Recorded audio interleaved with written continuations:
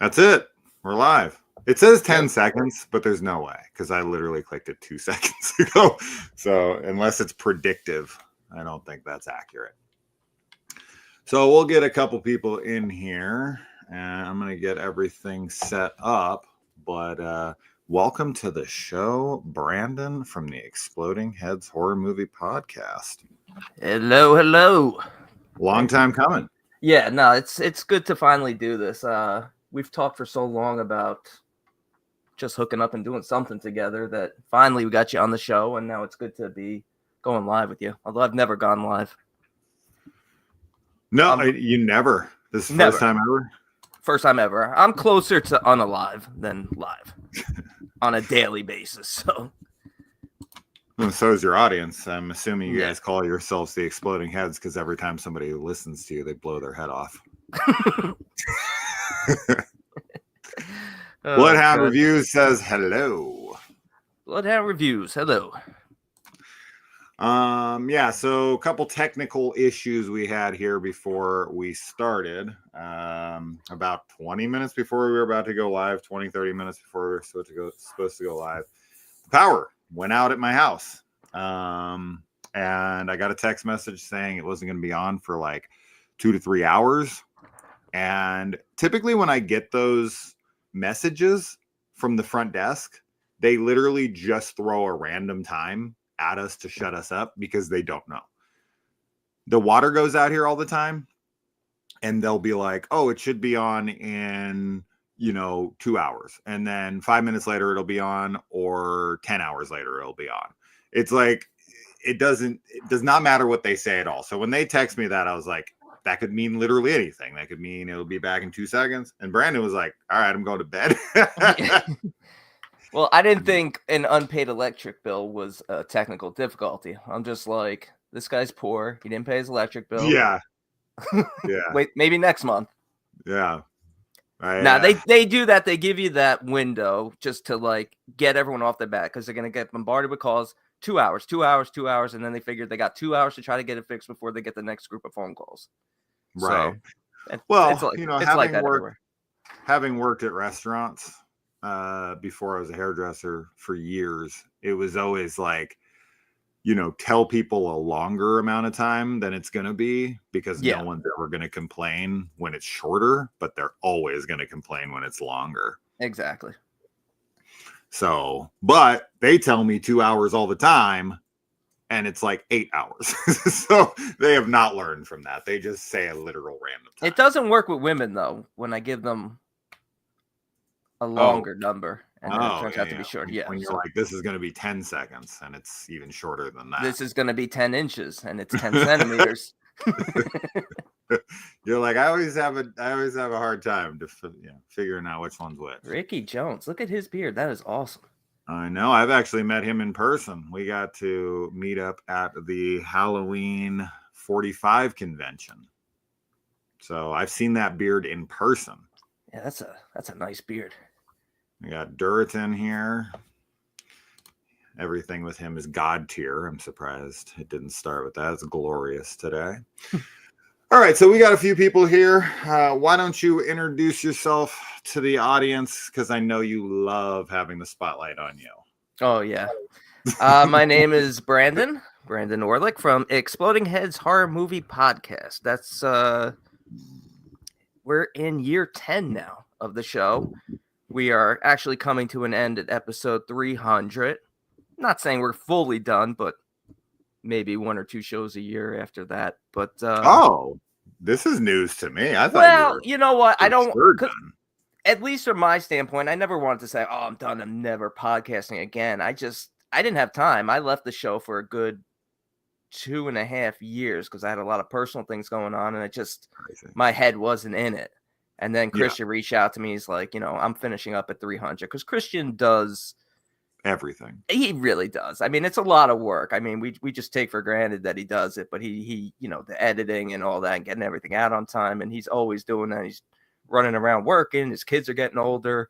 So he was like, I'm fully done pretty much at 300, but we were just talking recently. We just recorded episode 270 where we were talking about The Ring, and he brought up the fact that, he'd still get together for a year-end show and this. And of course, Dave is like, I'm not watching nearly as many new horror films. I'm like, none of us are, but you could still do a top 10. Yeah. I've talked to Christian about this quite a bit. Over the last year, probably. And he definitely waxes and wanes a bit on that topic, and he kind of has different excuses for why he's getting out of it. So I don't really know where he stands on it, because I have been floating this idea of doing a new show with him and potentially one other person about random sequels. Is this my invite? Am I the random other person? Yeah, right. I mean, Christian might not do it at all, so you might be the only. Yeah, and then we'll get Dave, and then we'll kick you out, and we'll bring back the Swelling Heads. There you go. But yeah, I've been wanting to do that for a while, because I've been trying to find something that actually gains some real traction. You plug away at a channel for almost 10 years now, and you can't seem to get over the hump. You've done great, though. I mean, what are you at, like 26,000 followers? But you're not really successful until you hit about 100. I know. It's crazy, but that's still impressive. At this pace, like, it would be 40 years from now before I hit 100,000. So right in your prime. That's just, there's no way I can keep that going for that long to ever be the level of success that I want it to be. So I've kind of floated the idea of starting, because it's all about the gimmick. It's all about getting a specific audience for a specific thing, and trying to get the algorithm on your side with just the right amount of posts at the right time, with the right length, with all the. It's really frustrating to look into. Me and a bunch of YouTube buddies are like always texting each other and being like, dude, no matter what I fucking do, I cannot seem to get this thing going. And as much time and effort as you put into it, it's like I do this more than, like, way more than my actual job. Yeah. And it's like, when I love the people who hang out in here, and I love talking about movies. I love doing what I do. But to justify the probably like 60, 70 hours a week I put into the channel, it gets a lot, and it's strenuous on a lot of different aspects of my life, right? Like my marriage and my kids and everything, because you every minute you're here, you're not there. Yeah.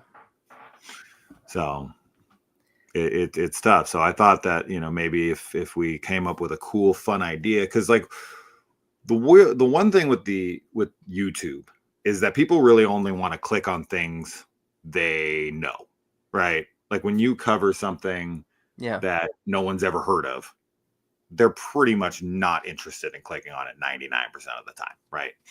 So I was like, and like you, with your guys' pick every week for the show, you're like, I don't want to fucking talk about the same movies everyone talks about. I don't want to talk about The Exorcist. I don't want to talk about the fucking movies that everybody's talked to death. And I was trying to find this balance of like, okay, how do I talk about a topic that people care about, like a big topic, like a big movie, but keep it more niche and more interesting? And then I started thinking like, well, a lot of big movies have these completely obscure sequels. It has the name brand recognition, but you're talking about a different thing that's attached to the big thing. So it makes it unique and interesting, because no one has ever talked about the Cell 2 or 8mm 2 or S. Darko, or, these very obscure sequels to popular films. Yeah, it's weird. They sort of don't even get the recognition when they're being released. It's almost as if like they're just trying to profit off the namesake, almost like an Amityville thing. But they are better quality. I actually enjoyed Samantha Darko. I've never seen it. I saw it once, and I remember enjoying it. I mean, it's nowhere on the level of Donnie Darko, but yeah, like, no advertising like, oh, they're doing a Donnie Darko sequel. The Cell also. I never saw the Cell sequel. I'd be interested. No, it looks, and I'm sure most of these are trash, but that's the fun is discussing how ridiculous that the sequels became. Yeah. Oh, let's check in with the comments here. All right, we got hello everybody from Albuquerque. Hey y'all from Jacob. This is our resident intellectual here who always likes to come into the comments, of our videos and wax intellectual. He does have a good beard. That's what he's referring to there. Is Stephen King's The Talisman a movie yet? No, it is not. No, it is not. I don't know why, but I feel like I've seen The Talisman like in production or pre-production or announced on IMDb for like the last 20 years. Because they have the third book in that series coming out, or it came out, because Peter Straub and him do those books together. There's the Black House, this, and then the Talisman 3, whatever that one's supposed to be called. That one either just came out or is coming out. I haven't kept up to date with it. But I mean, with as many like Stephen King adaptations as there are, and there are hundreds of them, I know because I've seen them all. There is so many stories and books that have yet to be adapted. Yeah. Like so fucking many. He's working on the Talisman 3. Oh, okay. Okay, that isn't done yet then. Yeah, he's working on it because it says it's as of January of this year. Okay. Whenever I have a lot of work to do, I throw on an episode of Exploding Heads podcast. I really like the long shows where they do go deep on a franchise like Nightmare on Elm Street. Oh, thank you. Thanks. Less important these days, to be honest. Well, I mean, tell that to the revenue coming in. Yeah, see, I know nothing about the YouTube space, but like I'm big into golf, and I watch a lot of professional golf, and I watch a lot of YouTube golf, and YouTube golf has gotten big, and some of the biggest accounts in YouTube golf that have just hit like 1 million followers, they're making money on a level that other categories would need probably 10 million followers because it's so niche. I don't know how that works with the CPM and all that analytics and stuff, but yeah, what you're saying for the horror community, you still need in the neighborhood of 100,000. I think in order to do it full time, for it to be your actual like career, I think you'd have to be around 100 grand to be able to. But even maybe then you still couldn't, because I'm at a quarter of that right now. Yeah.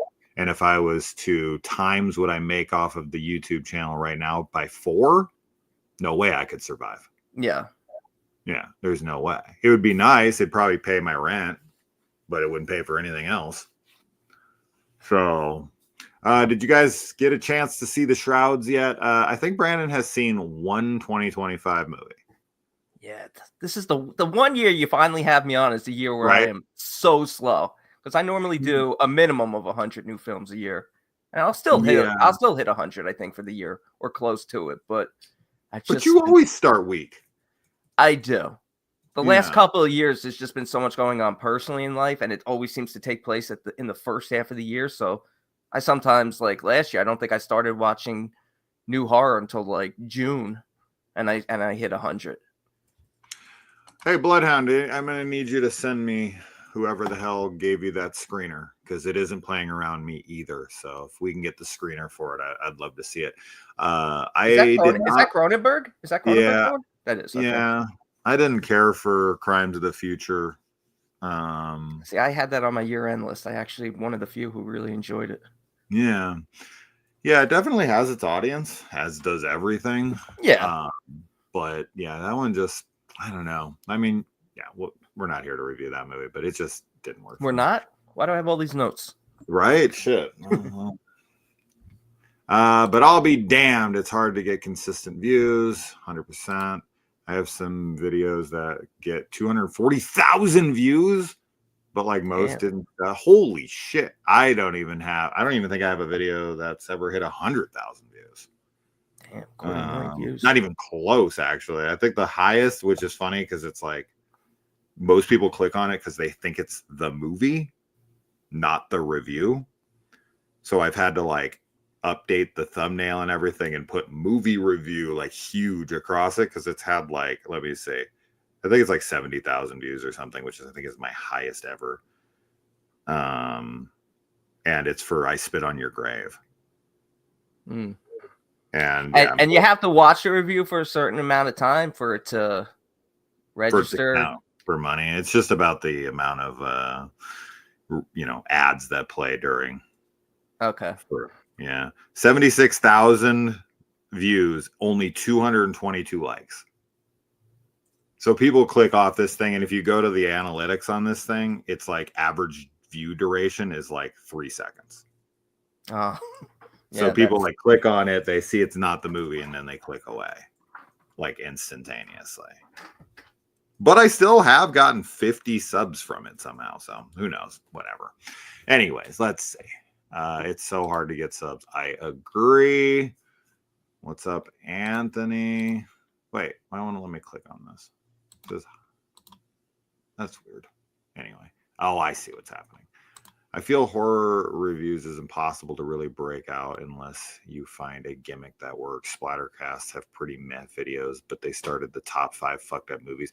Yeah, the Splattercast guys are buddies with my buddy Alex, and he talks about how fast they've blown up over and they like, I checked their channel and they only have like 700 videos and like 50 or 60,000 subscribers, and I have 4,000 videos and 23,000 subscribers.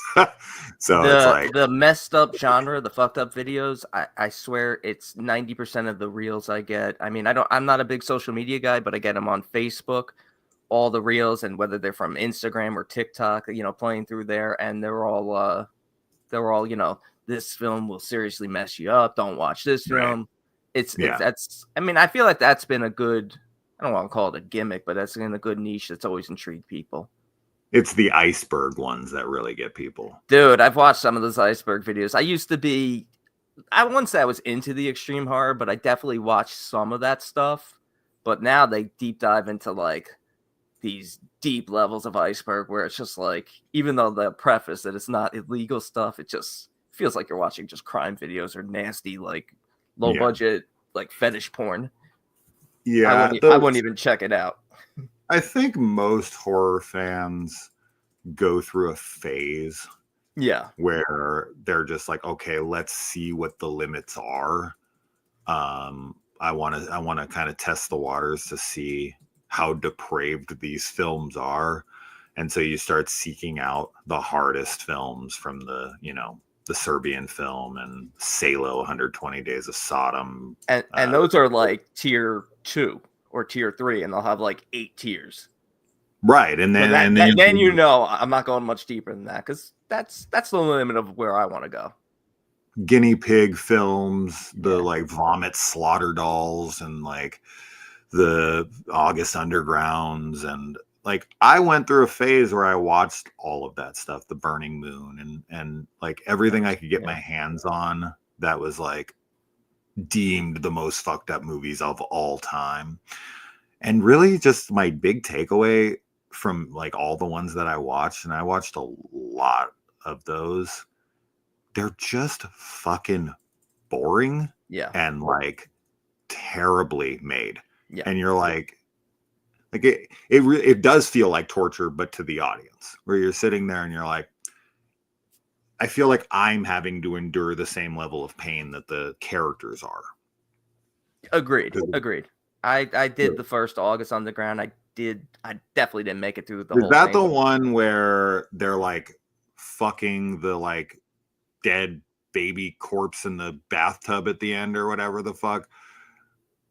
Why don't I remember? Literally, just like it feels like a fucked up word generator where they're like, what are the worst things imaginable? How about raping a dead, decapitated baby corpse? You know what I mean? It's like it just literally any horrible thing imaginable. Let's just throw it on paper and then make. And I'm only for that if it could possibly add to the story. I'm only for that if it's I'm not even gonna get with you. if the baby's alive. If it's real. If I'm there. I want Flanagan to adapt a revival. He'd be good for that. That's a good book. I've probably read 30 King books.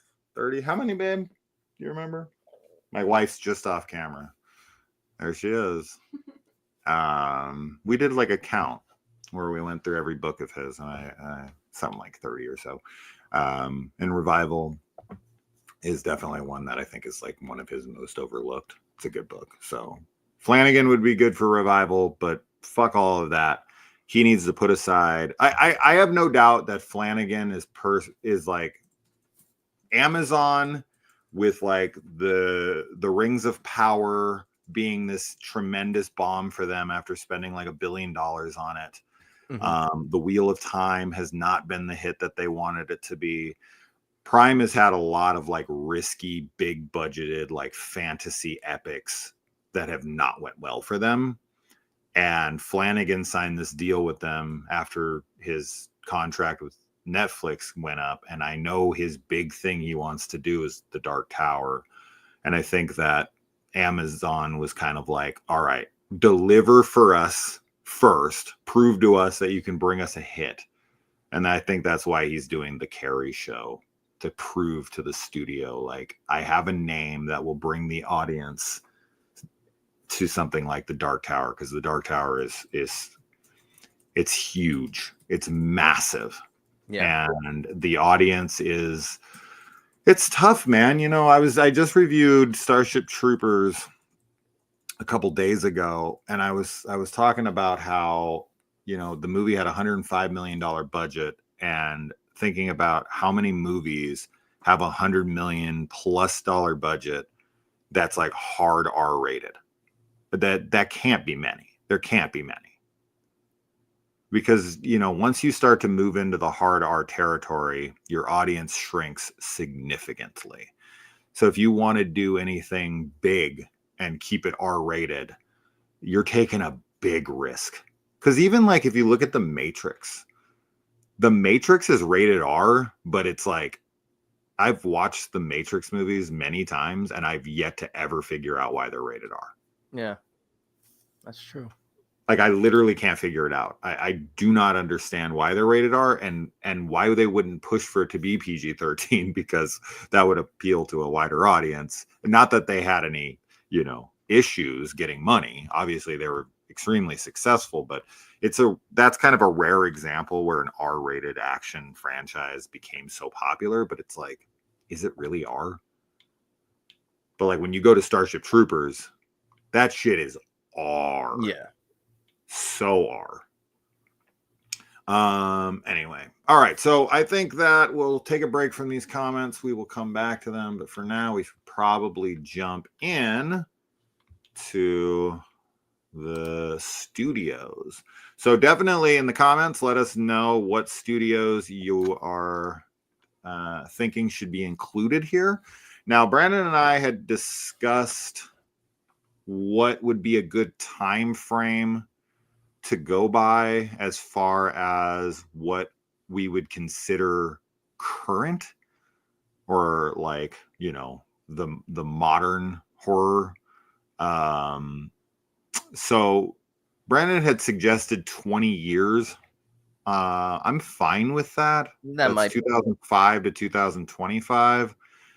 The only problem with that is that something like A24, they haven't been around like making horror since 2005. Neon, same thing. Shudder, same thing.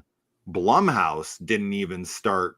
I think Blumhouse's first horror movie they produced was Paranormal Activity in 2009. Yeah. So I think we're going to probably have to do 10 years. Yeah, 10 years seems right. Okay. So 2015 to 2025. And let's see. So let's do this. We're going to do that, this, and there we go. Okay. So this is A24. If we go down to 2015, It sucks that I can't. Let me try to pull this across. You guys can see it better there or no? Okay, here we go. Does it have a genre label anywhere on here? It I mean, didn't. I was looking at that. It didn't. It seemed like really the breakthrough was what, probably The Witch. So we're gonna have to just So as far as 2015 goes, I am seeing 0. So they have 0 horror films. Yeah. In the 2015. The Room is like a thriller sort of, but it's very much a drama. That's the Brie Larson one? No, I'm sorry. This is just Room? No, this is the Brie Larson film. Yeah, it is the Brie Larson one. Yeah. Okay. So The Witch. Now, okay. I guess we should preface this by saying, like, what is the criteria here we're using for like what we're going to declare this film and these films, these sets of films? It's just going to have to be personal opinion. So you're either going to agree with us or you're not on like whether these movies are good, because we could go off of box office. I don't really care about that, right? But then it comes down to like, there's a lot of people who hate The Witch, right? The Witch is a very split film. Some people think like Dave, right? Dave Z, it's like his favorite film of the last 20 years or whatever. And then there's other people who are like, it's like Christian, who does not like Robert Eggers movies at all, like for the most part. I think he enjoys The Witch though, because I do love The Witch, but lately I'm not a big Eggers guy anymore. It's just, it's starting to bore me a little. Sure. The Witch doesn't bore me. I think we should probably, like, we can go off of our personal opinions, but I think we should probably go off of like what we have perceived as positive review or positively viewed film. Yeah, right? Just because I fell asleep in the movie theater to The Lighthouse. It's just not a film for me, and I haven't even watched Nosferatu yet, but I get that Robert Eggers is, on top of his game. So what should we do here? So should we have like the amount of movies they've made that we consider good? Like, I don't really know how to rate it. Like, oh, this one has 53 films that are positive, and this one has 52, so this one wins, even though 5 of these are masterpieces and the other one only has like good movies. You know what I mean? It's kind of hard to like. It's tough, especially when you get into something like Blumhouse, which produces a lot more films at a much more alarming rate than an A24. Sure. So I mean, so we're just gonna have to go off of our opinion. It's gonna be totally subjective. Yeah. Look at this. The Lighthouse was peak, but it was for lovers of character writing more than anything. I love The Lighthouse, so I'm definitely. But that's just it. I mean, everybody has their taste. So, look, I owe it a second watch. I do. I'll always give a movie a second watch, and it's been a while for me. But I could come up on it. I didn't like Midsommar the first time I saw it. Oh, wow! Yeah, and now it's one of my favorites.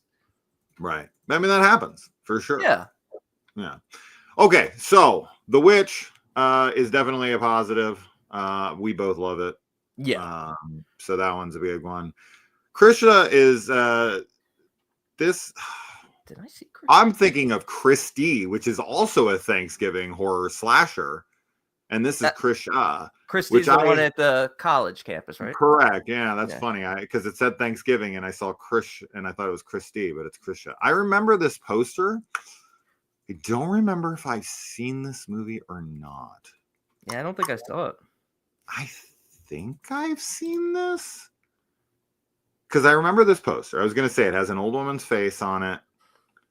And I definitely remember the poster. I definitely never saw this, though. Okay. His first film I remember seeing is It Comes at Night. Okay. All right. Well, we'll have to skip over that one. Green Room, awesome. Fantastic. Yes. The Lobster. So when it comes to Yorgos, I have never been a fan of his. I feel like Yorgos for me was how a lot of people talk about Eggers, where I just find his like dialogue to be so purposely like monotone and bizarre. But then Poor Things was my favorite film of the year it came out. So it was like this insane heavy hitter after not liking so many films of his in a row. And then I really enjoyed Kinds of Kindness. I haven't seen that one yet. And I've yet to see The Favorite, which is the other Emma Stone movie that he liked. Oh, that one I saw. That one I saw. I didn't realize. Yeah, that is him. That's that was a big award contender because of what's her name, the British actress who's in it. She won like the Oscar for it, right? The one who played the Queen. Oh yeah, I know. You know who I'm talking about. Yeah, she's huge. She's in everything. Yeah, I like her. The Lobster was one that is very bizarre. Very. It's see, and then of course it comes down to the semantical argument of what is horror, what isn't, blah blah blah. Do you think that The Lobster justifies the horror label? I personally wouldn't put it in there, but I'm not opposed to if people did. Yeah. It's just that's not to say I wouldn't be opposed to some movies, you know, when people are like Willy Wonka's a horror movie, like stop. No, it's not. It frightened you as a kid, but it's not a horror movie. Right. Yeah. I don't know. I feel like one thing I do like, even if I don't like a filmmaker, I do like when certain filmmakers have a very obvious style that you can pick out instantaneously. Like if you see a trailer for a Wes Anderson film, it's literally within 1 to 2 seconds that you know you're watching a Wes Anderson film, and that's very hard to do in the modern times. And I feel like Yorgos is another one of those directors where as soon as I hear 10 seconds of dialogue, I'm like, this is a Yorgos film, isn't it? He just has a very specific it's true. The way that he does have a style. Yeah. So I don't know. What did you think of The Lobster? It's been a while since I saw it. That's the one with what's his name? Colin Farrell? Colin Farrell, yeah. Yeah. I remember it being bizarre. They have like it says right here, 45 days to like find a lover, and if they don't, they're turned into an animal of their choosing, which is maybe one of the most bizarre concepts for a film I've ever heard. Yeah, and he chooses a lobster. I just want to see the process of turning a human into a lobster. Are we talking about like then it's a horror movie? Yeah. Are we talking about fucking Tusk, where he gets turned into a walrus? Ooh. Did you see Tusk? Yeah. I was gonna say, I want to see the scene where Colin Farrell is turned into a lobster, sewn into like a big shell, giving pinchers. I didn't even know De Palma had a documentary. That's funny. Swiss Army Man is a fun movie, definitely not horror. Moving on, Sea of Trees, American Honey, Moonlight, The Monster. Oh, okay. Oh. I didn't know this was A24. Okay. Yeah. I didn't realize it either when I was looking at this list the other night. How do you feel about Bertino's films? I'm mixed. I enjoy The Monster. I enjoy The Strangers. I do not like Mockingbird. I know you don't like Mockingbird. I don't like Mockingbird at all. It's just such a ridiculous reveal that makes no sense. Just not plausible, but I'm a fan. Yeah. Every time I hear his name, I always start singing, what would Brian Bertino do if he was here right now? He'd probably kick an ass or two. That's what Brian Bertino would do. Every single time I see his fucking name, I cannot help but think it. The Monster's a good movie. This is a really cool film of a woman and her daughter trapped in a car as the monster's outside. Really good tense thriller that really is a focus of like generational abuse, which I thought was a cool way to frame it. Like, kind of being trapped in the family. Yeah. So, I enjoy his stuff. I wasn't as high as people were on The Dark and the Wicked. Again, another film I owe a rewatch to. Careful with that, because if you touch it, it will immediately cut. Yeah, Kaylee's running by. I have the most sensitive freaking camera cord. If you literally like breathe on it, it'll disconnect. I don't understand what the hell's wrong with it. I got to get a new camera. Anyway, okay, so that's a win. We've had no losses yet for them that we've considered horror. So we're off to a good, but it's only been like 4 movies. But we're still in 2016, so we're only we're being objective, which as 2 individuals who I feel can be objective, it's 100%. Probably gonna favor more victories, especially in A24, because we're aware of how a lot of people feel about a lot of these A24 films. We are very aware. Yeah. All right, next, The Black Coat's Daughter. Fantastic. Yeah, I love that film. I was just watching Crimes of Passion today with Anthony Perkins. So I kept telling Kaylee while it was on, when he's pulling out the fucking like killer vibrator, I'm like, hey, look, it's Osgood Perkins' dad trying to rape a girl to death. So yeah, Black Coat's Daughter, aka February. Fantastic. Definitely one of those movies though that when someone tells me it's boring, nothing happens, whatever, I'm like, I get it. Like, I get why you feel that way, for sure. It's a very, very, very slow film. It is. And if it works for you, you're going to love it. And if it doesn't, then obviously I don't feel like there's any in between with a film like that. Here's what's crazy. This is embarrassing. This is actually one of the most embarrassing admissions I have when it comes to film watching. I watched the movie twice. And even after the second viewing, when I had reviewed it and I got comments in the comments below, it wasn't until those comments that this is so fucking embarrassing. But I have an excuse for it, but it's not a good one. But I did not realize that Kieran Shipka and Emma Roberts were the same character. Yeah. Even after 2 viewings, I still could not put that together. That's a Dave Z thing. It's just because they're so close in age. Yeah. That I'm like, there's no way aging a character up a year or 2 would make them a completely different character, like a completely different actress. Yeah. It's a purposeful a recast just to throw you off the scent, right? There's no reason for the other actress not to play her in that other role. They're almost exactly the same age.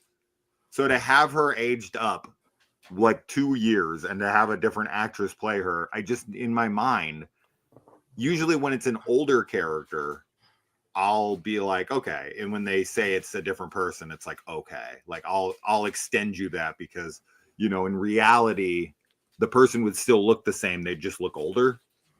It's the biggest criticism of the film. For me, it's just, it's silly. It was so silly that I do not get it, but it's literally the only reason they recast the older self is to mislead the audience into a reveal. Yeah.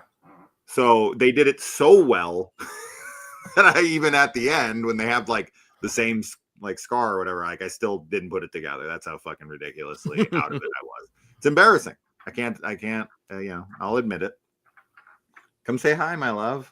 She keeps coming like over and sitting. She's on break really quick. Hello. You can't really see Brandon because I have this thing up and it won't go away and it's weird. So Brandon's over there in that little corner right here. You see him? Yeah. You could kind of see him. It's like half of his face. It's weird. My computer is being so lame. Because I'm so unprepared, I'm like literally reading every movie and the synopsis between each time. Oh, it's fine. I'm on it. All right, let's see. Next up, It Comes at Night. Here, this might be something where we disagree. I've watched this movie twice now. It bores me to tears. I get nothing out of it. We do not disagree. I hate this movie. Oh, okay. I'm sorry. I hate this movie. Nothing comes. Yeah. What comes? What is it? Where is That's literally what I've always said. I'm like, what comes at night? Yeah. Nothing came at night. But I think the whole point is supposed to be like what? It's a metaphor for in fear. their mind, right? Like it's the fear that comes at night. The metaphor. Listen, I'm all for metaphors, but this one was a boring one. Agreed. And people love it so much. I know. It's interesting because I'm always the guy who's on the side of defending the slow burn horror films where nothing happens, like a Black Coat's Daughter. Or I'm like, no, man, like there's such an atmosphere to these movies. Atmosphere can win me over more than almost anything. If you can build a strong atmosphere throughout a film, you can pretty much have nothing happen. And I'll be like, well, I really dug the atmosphere, so I'm all good. Yeah. But I can agree to an extent. I still need something. A strong character that I'm with. And It Comes at Night, I didn't care enough about anyone. But I can't deny that it has a very strong following. Yeah. So I'll give it a thumbs up as far as like it has a lot of people who love it. Yeah, it's more loved than hated. It's definitely mixed, but it definitely leans more towards love. Yeah. Next up, A Ghost Story. I've never seen it.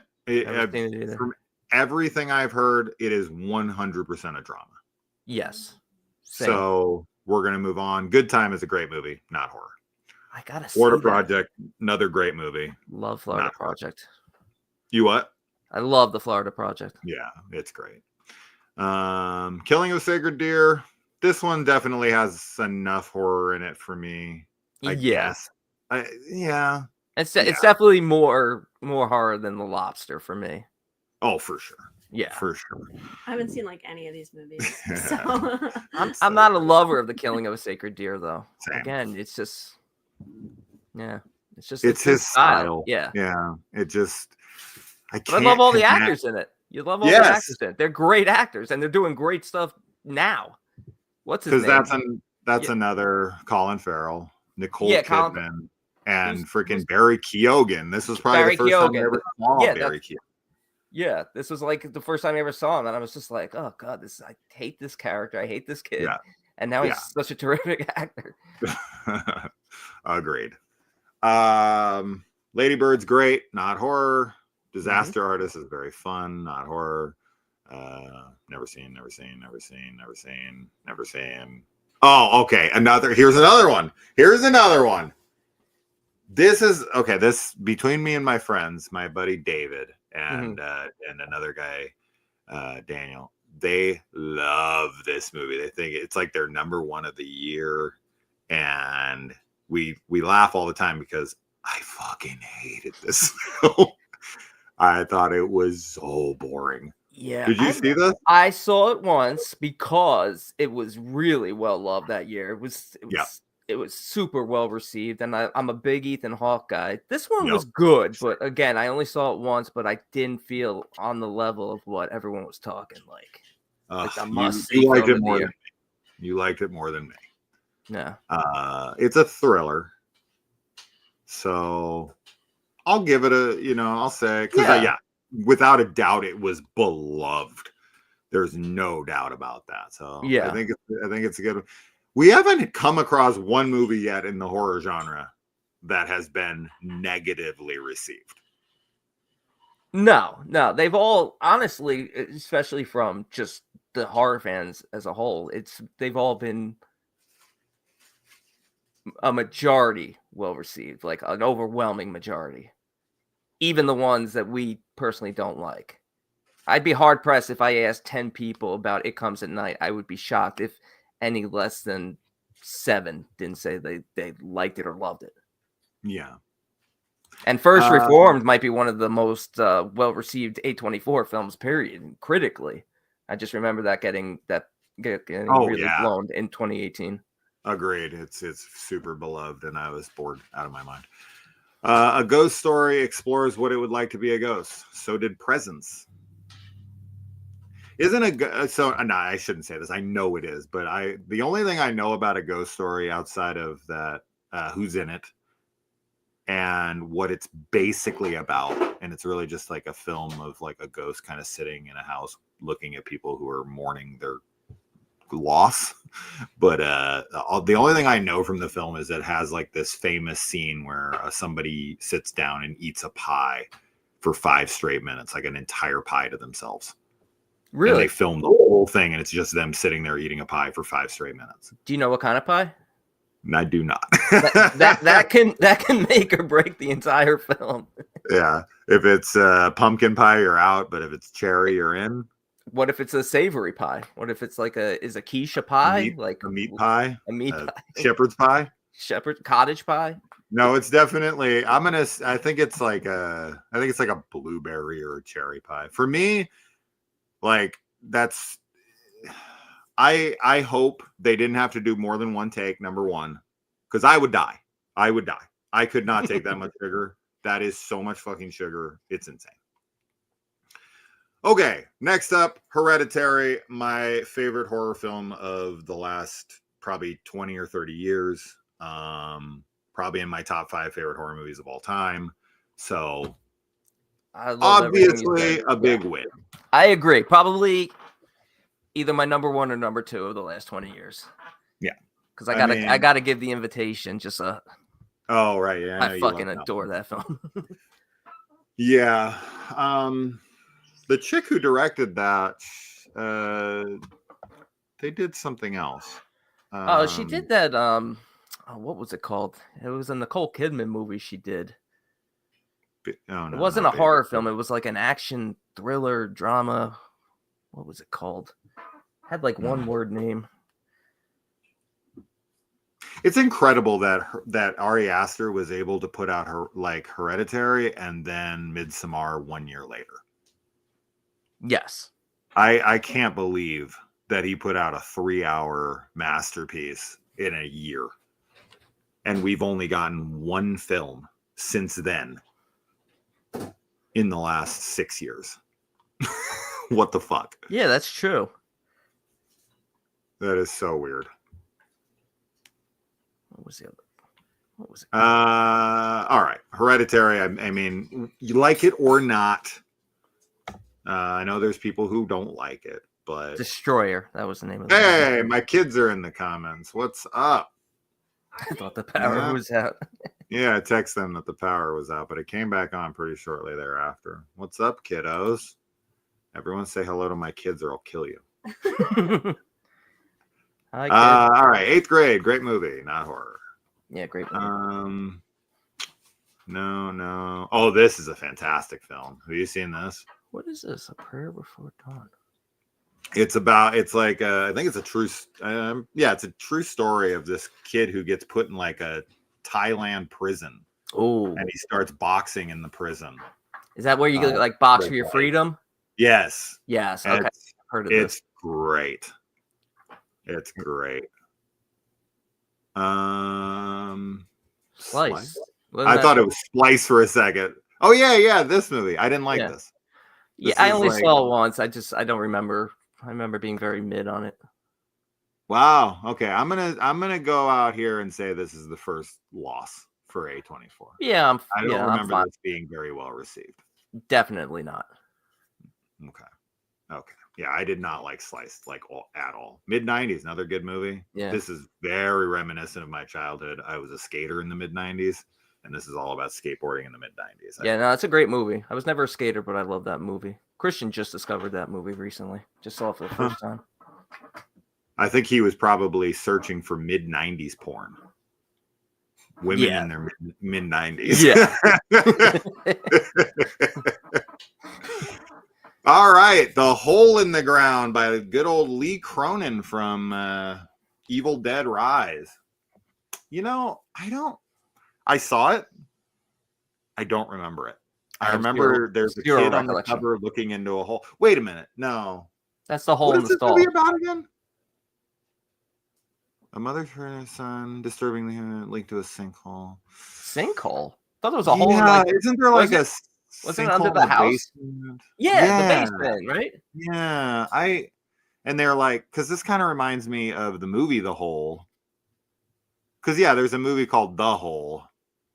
Not the one with Keira Knightley, a different one where it's kind of like a homage to The Gate. where they have like creatures coming out of the hole.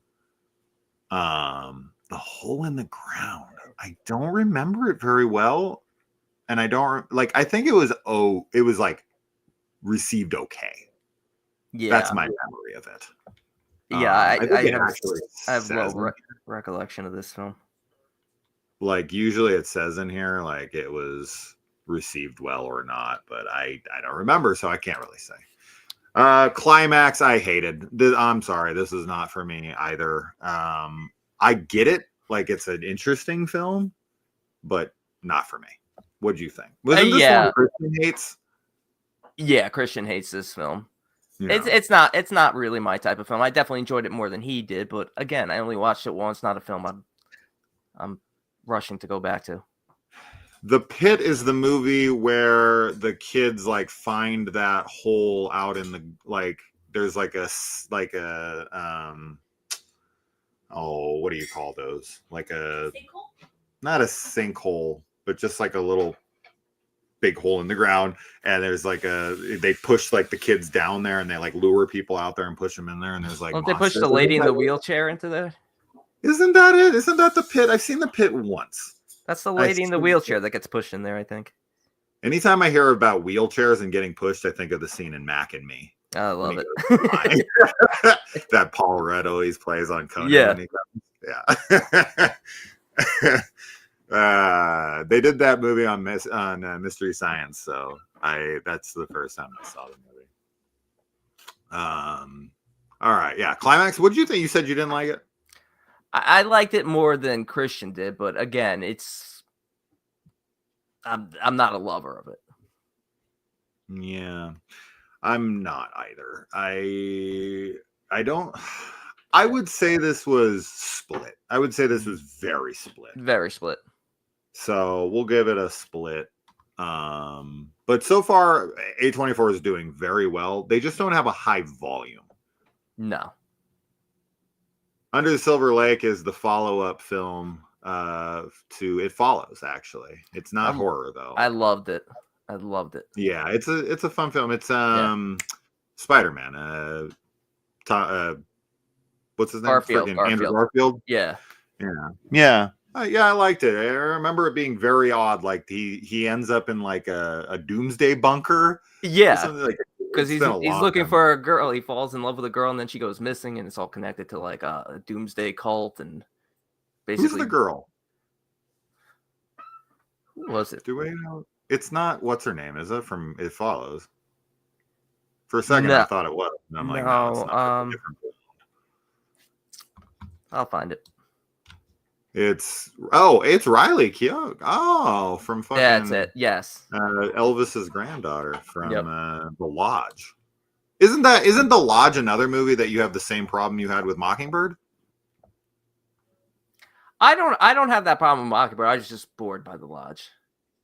No, okay. I was just very bored by it. All right, next up, Midsommar, another huge win, probably my second favorite horror film of the last 20 years. He just put out 2 amazing films in a row that just resonated with me on every level. Thanks to this film, we have Florence Pugh fucking killing it. I'm actually going to see Thunderbolts tonight, speaking of. Nice. Fucking just, I literally couldn't love the movie more. I think everything about it is perfection. Yeah. It's just, like, it probably has my favorite opening to a horror movie maybe ever. That like shot of her sister with the tube in her mouth is one of the most haunting things I've ever seen in my life. Yeah, Ari Aster makes genuinely frightening movies. Yeah. I do think Hereditary might be one of the scariest films, period. 100%. Like to watch it now in my 40s, it's genuinely scary. Yeah. And I love that Ari put out this film that's all in darkness. Yeah. Followed by a film all in light, in the light. And both can be unsettling and scary, which is correct. It's like him flexing his muscles. Like, exactly. I can do it in the dark and I can do it in the light. Exactly. Farewell. Good movie. I never saw The Death of Dick Long. I know a lot of people talk about it. I don't think it's horror, but it's not. I've seen it. Okay. It's not about. Do you know what it's about? Do you know how he died? Two men refuse to disclose a friend's death. He fireworks. Sex with a horse. That's a long dick. The horse killed him, punctured his insides, and killed him. This is actually this is based on a real thing. Yeah, it's based on the girl I killed. Yeah, I remember when those videos were circulating. Remember? Oh my god, you remember like when we used to watch like the Rotten.com shit and like the guy who put the the mason jar up his ass and it broke inside of him. You remember that? No. Oh my god, dude! A mason jar? Don't ever watch that video. He literally like it shatters inside of him, and then he's just pulling shards of glass out of his ass as he's bleeding profusely. It's horrendous. That's one of the most awful things I ever saw. And then of course like the Two Girls One Cup, that kind of stuff. It was around that same time. No, I remember like the lore of it, but I was not interested in seeking that out. No. All right, The Lighthouse, your favorite. What do you think? Okay, what do you think the reception of this film is? Oh, it's just I think it's mostly more positive. I think it's more loved, yeah, especially amongst the horror community. Yeah, absolutely. I think it's, what, 60-40? Yeah, I was going to even go closer to 70-30, but 60-40. Really, that high? I feel like I'm in the minority here every time I say I don't like The Lighthouse. You might be right. What do you guys in the comments think? What do you think the ratio of like to love is on, or hate to love on The Lighthouse? I'm curious on everyone's. Please let us know if we're telling you a movie is loved or hated. Tell us like, no, in my experience. I think it's well received. I definitely think it's above 50%. I think it's above water. Oh yeah, definitely. The Lighthouse is the closest thing we have to Eraserhead. Interesting. Another film I actually kind of agree with that to a degree. I'm not a huge Eraserhead fan. I liked it okay-ish the first time, or the most recent time I watched it, but I'm still not a big fan. It's just too weird for me. Like it doesn't really go anywhere in any way for me. It does feel weird for weird's sake at a lot of points. But I do love a lot of Lynch's other stuff. So agreed. Yeah. Let's see. All right. I never saw In Fabric. It's odd. I know. I've heard that it's very bizarre, but I for some reason just completely passed me by. And it's two different stories. Is it like an anthology, or is it like? It feels like an anthology. Okay. It's like broken up. You get Marianne Jean-Baptiste's story leads up to a certain point, and then it shifts to another character. I hated In Fabric. I know there was a lot of hatred for the movie when it came out. It had its fans, but I remember it more being on the side of I didn't like it. Yeah, nobody's still talking about this film, even though it's only 6 years ago. Not even. All right, so we're gonna say that's a loss for them. Yeah. Uncut Gems is fantastic, but not. Agreed. Okay. First Saint Maud, fucking love it. Another one of these films that I just adore. You? I don't adore it. I liked it. Okay. But, I'm more like a 7 out of 10 on it. I'm like a 9.5. Yeah. Yeah. No, I get it. It's just I think it's just the pace for me. It just doesn't. I think it has the best final 1 second of a movie of all time. It is terrifying, and I appreciate that they have that in there. This way, there's no doubt. Like, it doesn't leave like, oh, it's open for interpretation. Like, no, it's not. No, it's not. Like, no, it like no, it if it ended the other way, they'd be like, well, what's really happening? Yeah, this isn't that. Yeah. I don't know if there's any film ever besides Saint Maud where you could cut out 1 second and it would completely change whether or not the movie had a definitive ending or not. That's fair. That actually kind of makes me respect it more now that we're bringing this up. I mean, I don't even know if it's a second. It might be 2 frames. It's so fast and so unsettling. It's like, no, it was all in her head. Yeah, like, oh, it was all a dream. Oh, no. No. No, I love it, and I think it's mostly well received. Yes. Agreed. Let's see. Minari is not horror. No, I forgot. Okay. Or I didn't see it, but oh, this movie broke my heart. Yeah. Green Knight. I found this movie to be mostly boring as fuck. Didn't see it. Yeah, I really wanted to like it. I really did. There's some amazing visuals in the film, but man, I would give this a second viewing. I really would. But man, I saw it in theaters, and everyone in the theater was like snoring. Yeah. Did you see Lamb? I did see Lamb. I'm in the middle on it. Yeah. I love her. Oh, she's great. I'm a big fan of her. I think she's terrific. Does a lot of great films. But this one wasn't one of my favorites. Yeah, probably her most overlooked film for me is the movie on Netflix called What Happened to Monday. Okay. Did you ever see that film? I haven't seen it, but I've heard of it. It's fucking great. It's like it's in a world where people aren't allowed to have more than one kid, and they have to get like an approval for it. And this woman gives, like, the doctor's doing some things, and like this girl gives birth to 7 identical twin girls, and each one of them, like, the doctor has to hide them away, and so they live in this kind of like almost like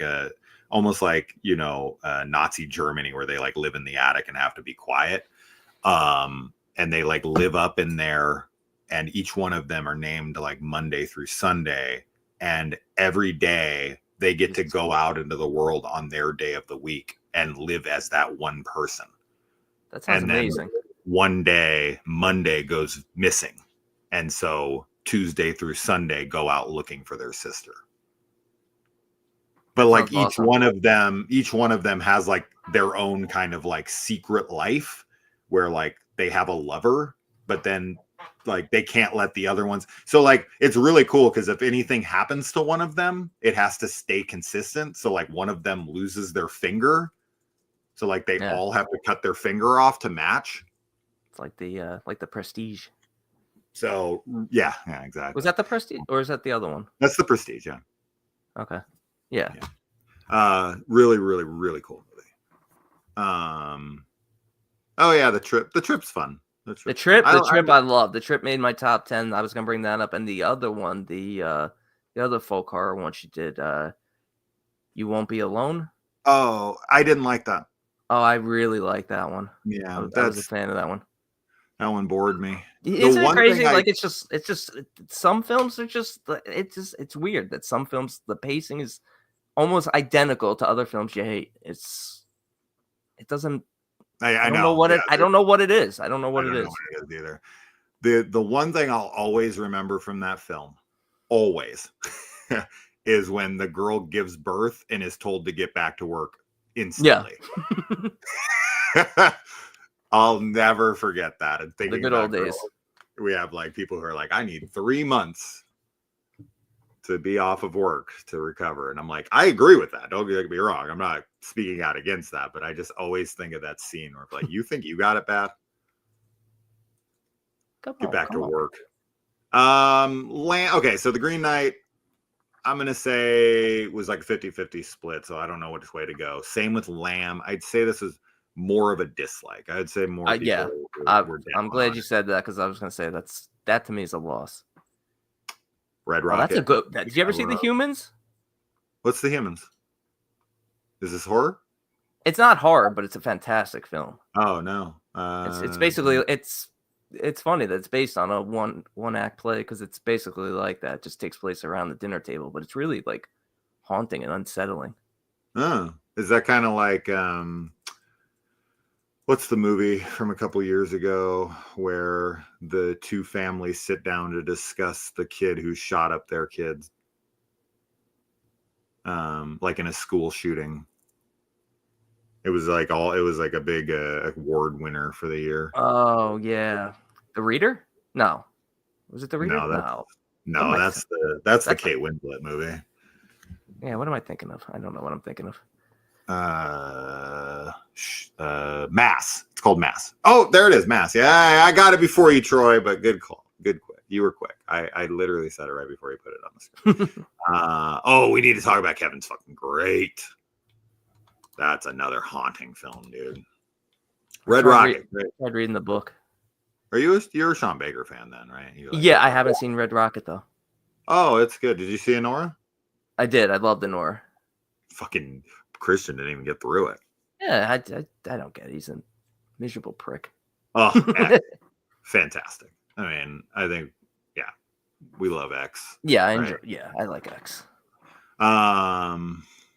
Yeah, I mean, that's a win for everybody. Everything is great, but not horror. Men is one I love that a lot of people were like down on. I don't know if I loved it, but I definitely enjoyed it more than the Masses. But I still feel like it probably. What do you think? You think this is a win or no? I'm gonna say no. Yeah, I don't think it is. Yeah. As much as I enjoyed it more than most, I just don't think it's a win. Yeah, we had a very similar film come out that same year. I'm trying to remember what it was, but it had almost exactly the same like kind of thing going on in the end. What movie was that, babe? That was like Men. That was like exactly the same.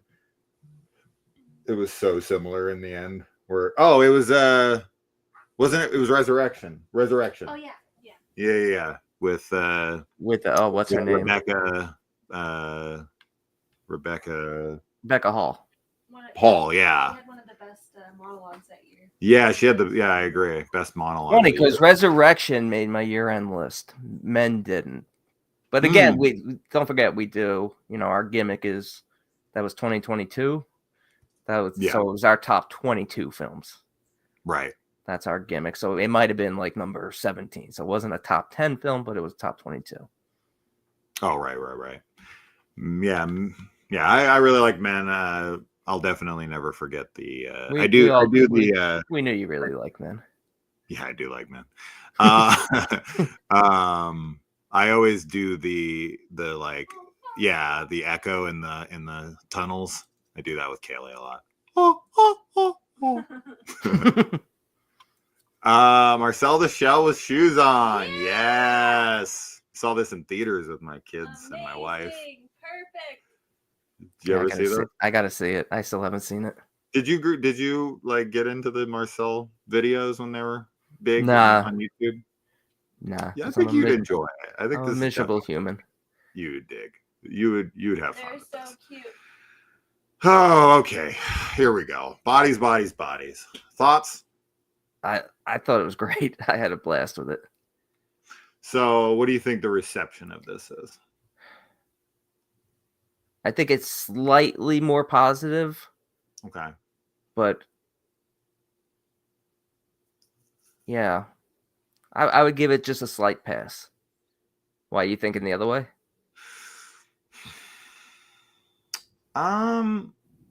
No. I think it's really on that cusp of like right? Where I'm like, I don't fucking know. I'll say it's a win. Although I don't think it's perfectly executed, I do love what sets everything off. Yes. The reveal of what it ends up being. The reveal is hilarious. Pretty fucking brilliant. Yeah. I don't like the only thing I can think of kind of like it in that regard is either A, Tucker and Dale versus Evil, or a movie called I Didn't Come Here to Die. Is that what that movie's called? Where basically everyone's fear is getting them killed.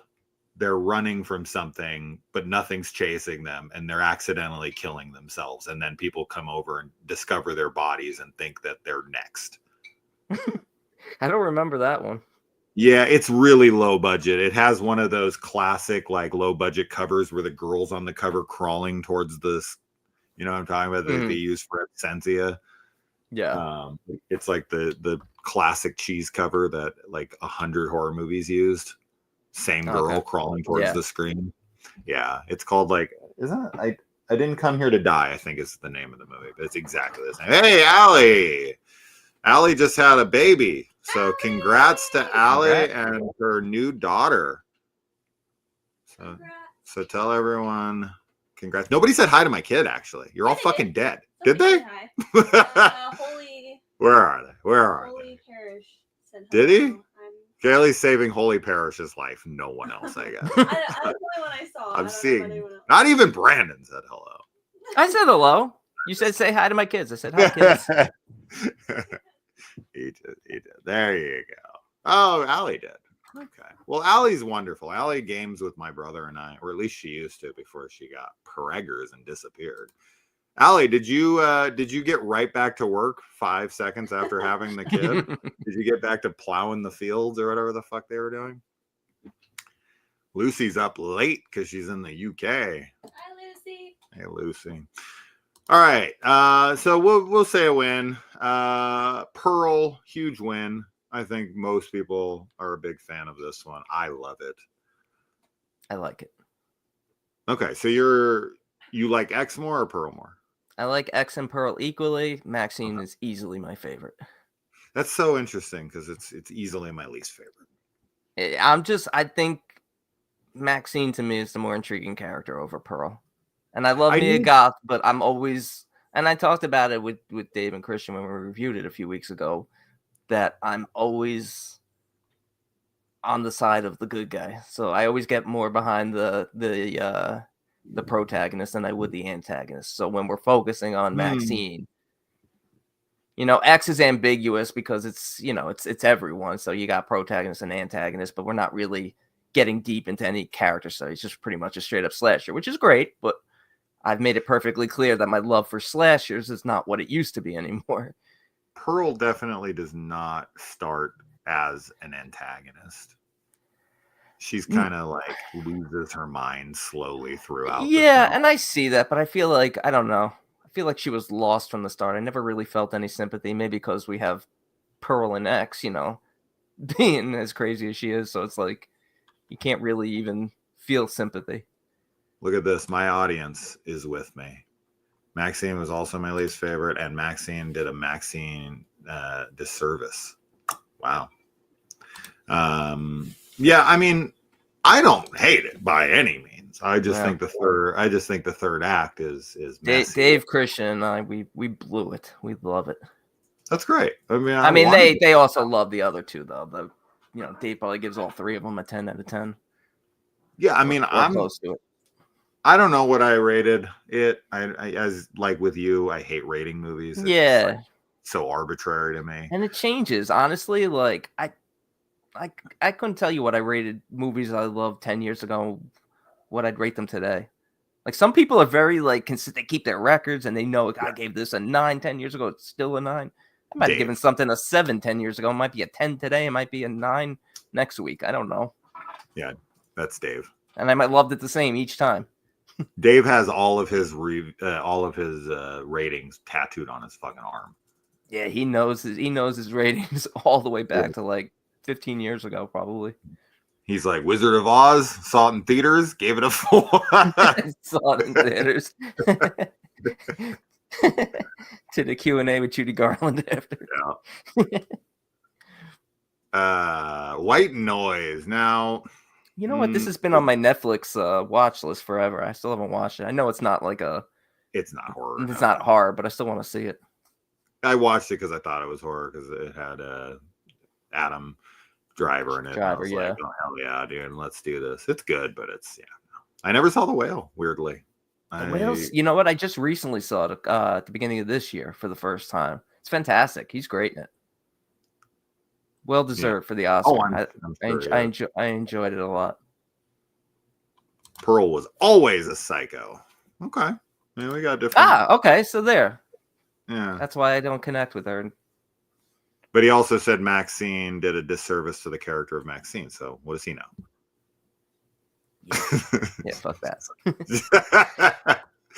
Just kidding, Jacob. All right. Next up, we've got. Wait, what? Pi. Wait, what? Darren Aronofsky's Pi in 2023? No, it is not. Oh, 25 anniversary re-release. I was like, what the Oh, okay. fuck? I was gonna be like, yeah. So confused. Beau's Afraid is not really horror. I still haven't watched it.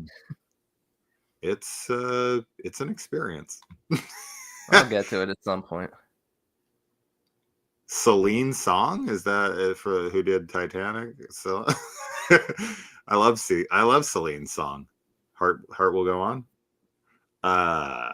Past Lives, great film. Did you see this? No, it actually is coming to Netflix, I think, next week. Because I've been wanting to see it for a while. I like to watch all the award films, but I never got to Past Lives. I think that was one of the. This is something I text you all the time. You hurt my feelings. Yeah, pretty much. Yeah. Whatever. You're the one that always you're the one that always texts me the fucking gif of Meanie. I get the Meanie text from you at least once. Talk to me. Okay. This is obviously beloved. This is obviously a huge win for them. And I enjoyed it. I did. I am not as high on it as everybody else, but I did enjoy it. And I am looking very much forward to their next Bring Her Back. I need to rewatch this one. I've only seen it once. What'd you think? I rewatched it about 2 weeks ago.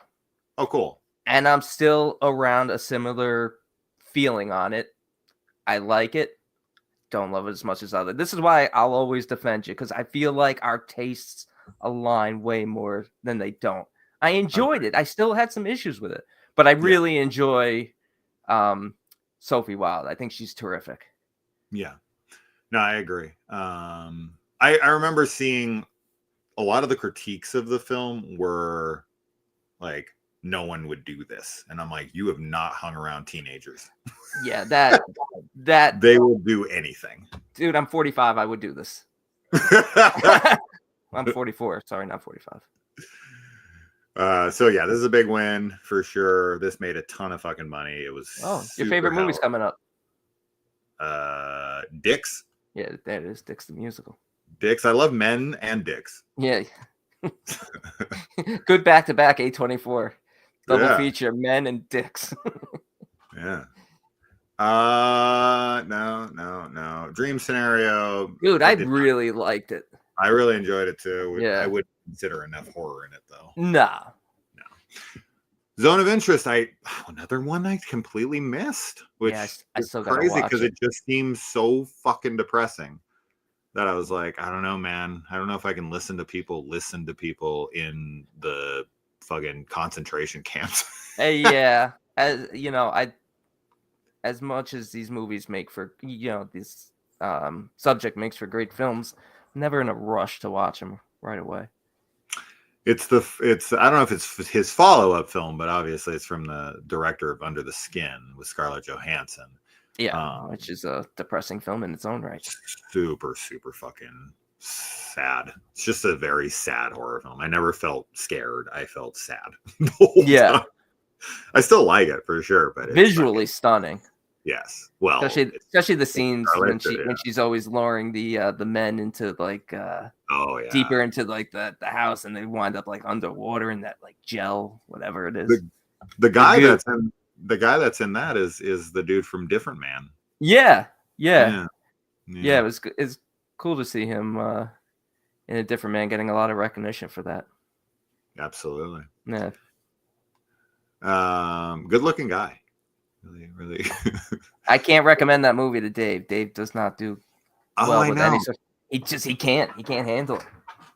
I don't know if I've ever told you this, but I have a client I was doing for many, many, many years.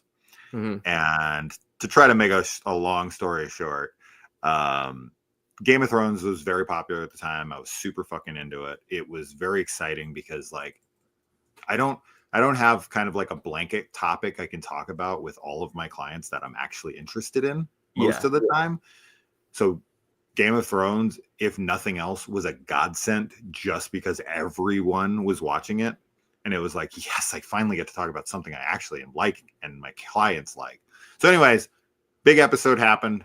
I was talking about it with everybody. My client comes in, been doing her hair for probably 10 years at this point. And I'm like, hey, did you watch Game of Thrones? And she's like, I don't watch Game of Thrones. I refuse to watch Game of Thrones. And I was like, you refuse to watch Game of Thrones? Okay. Like, and I'm, of course, my brain's like, okay, I was like, it's the violence, right? Like, it's the sex, it's the violence, whatever. And I was like, so it's too violent for you? And she's like, no. She's like, it has a midget in it. And I was like, excuse me? And she's like, I don't watch things with deformed people. Was this Team Z? Are you sure it wasn't? Right? Right? Did she really say it like that? It had 100%. a midget in it? 100%. 100% Didn't censor at all. No, not at all. And she was like, and then she said this fucking absolute zinger. She's like, yeah, you know, something like the Special Olympics. She's like, I think that's fucked up. I don't think we should be forced to have to look at them. I don't think they should be allowed on television. What the This is somebody who is I still do their hair to this day. Yeah, like what are you gonna do? Like I don't think we should be forced to look at them. I know. I still can't get that out of my head. When she said I don't think we should be forced to look at them, I was like, this is not real. This isn't real. And it was the like how confident she was in saying it, like it was no big deal. Like she was saying, like everyone feels, yes, yeah. Like, oh, you know how this is. You know how it is. We shouldn't be forced to look at them. She was saying it so loudly and proudly in the salon, and I was just looking around like, please God, let lightning strike me right now. I can't handle this. I had secondhand embarrassment, to say the least. And here's the kicker. This is what you'll find the funniest. She's German.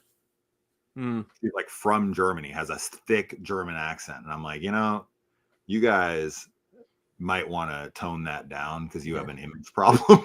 Yeah, the Germans really need to loosen up a little. Oh my God. That was just, if it came from some rando client, it would have not been like that shock. It would still have been shocking, but because I had been doing her hair for like a decade and she'd never said anything remotely close to something like that before, I was just like, so you guys really still are just Nazis. It's really what you're telling me. Anyway, Iron Claw, great stuff. Love Lies Bleeding. Loved it. I still have to see it. I can't wait to see it. You haven't seen it? I haven't watched it. It's been on my list. That's her follow-up to Saint Maud. Yeah. Yeah. Big fan. Yeah, I really liked it. I think you'll enjoy it. It goes really wild in the end. Like shockingly wild, where you're like, oh, okay, we're just okay. Yeah, I'm looking forward to it. I really like Katie O'Brien's look in it. I really like that athletic female look. I'm weird like that. You like what? Athletic looking women. Oh, really? You're into that? Yeah. It's not a fetish or anything. I think she looks good in the film. Katie O'Brien.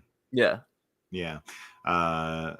Yeah, that's kind of the body that I was expecting Abby to have for The Last of Us, but they went with a much more realistic woman. Yeah. Which is fine.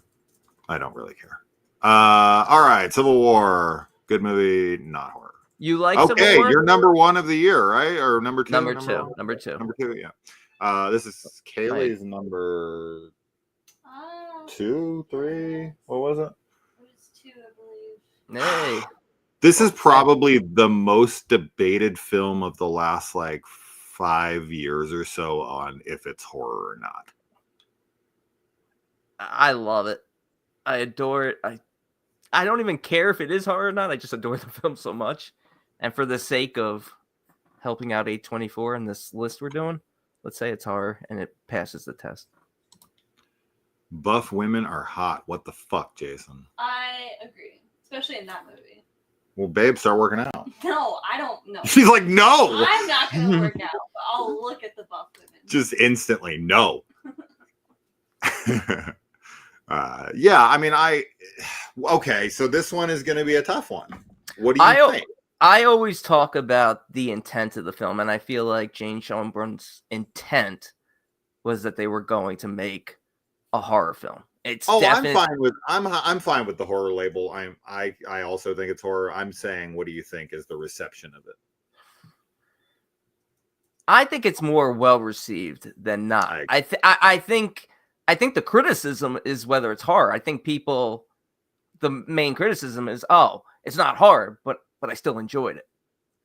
Yeah. You know, even people who aren't loving it at the level like we are still enjoying it, but aren't even considering it horror. So I feel like if we don't speed the fucking thing up, we're gonna be here for the rest of time. You know what? I was thinking that too. I was like, we're an hour and 25 minutes in. We might be live streaming till tomorrow night. I did not realize how fucking long we've been on. It feels like we've been on for 30 minutes. Instead of talking about production companies, we pretty much talked about A24. We could pick another company and compare it and just do like a 1v1. All right, let's zoom through. Maxine, I think this is mostly positive. I fucking love Maxine. This was not well received. I loved it. I got to admit, I really enjoyed it as well. I thought it was hilarious, but yeah, that's definitely a fail for A24. One of my favorite things about this movie is Dave's impression of Belinda. Every time he goes into his Belinda, dude, I swear well, I only watched it once, but the minute she came on screen, Belinda, and she started talking, I'm like, this is an old female Dave Z. I'm like, he doesn't even have to do an impression. It just seemed like Dave Z to me. Speaking of, she's the mom of one of the main characters in Andor, and she plays almost the same character. Funny enough. Interesting. That's airing right now. So hold on, give me 1 sec. I'll be.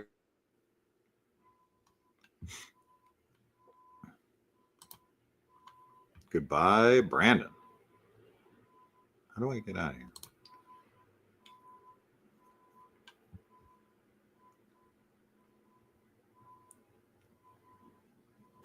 You edited a promotional video for an artist who had the music in the front room? I got to rewatch Glow. I wasn't taken by it. Yeah, I mean, it's definitely not for everyone. I don't know if it's horror, but I liked it all the same. Yeah. TV Glow was such a vibey film. I love it. Agreed.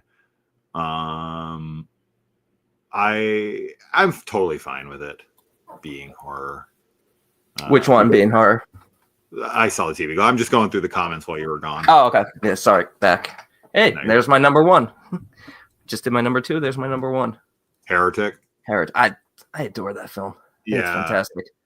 I mean, it's just got such a great performance. It does. All three of them. I agree.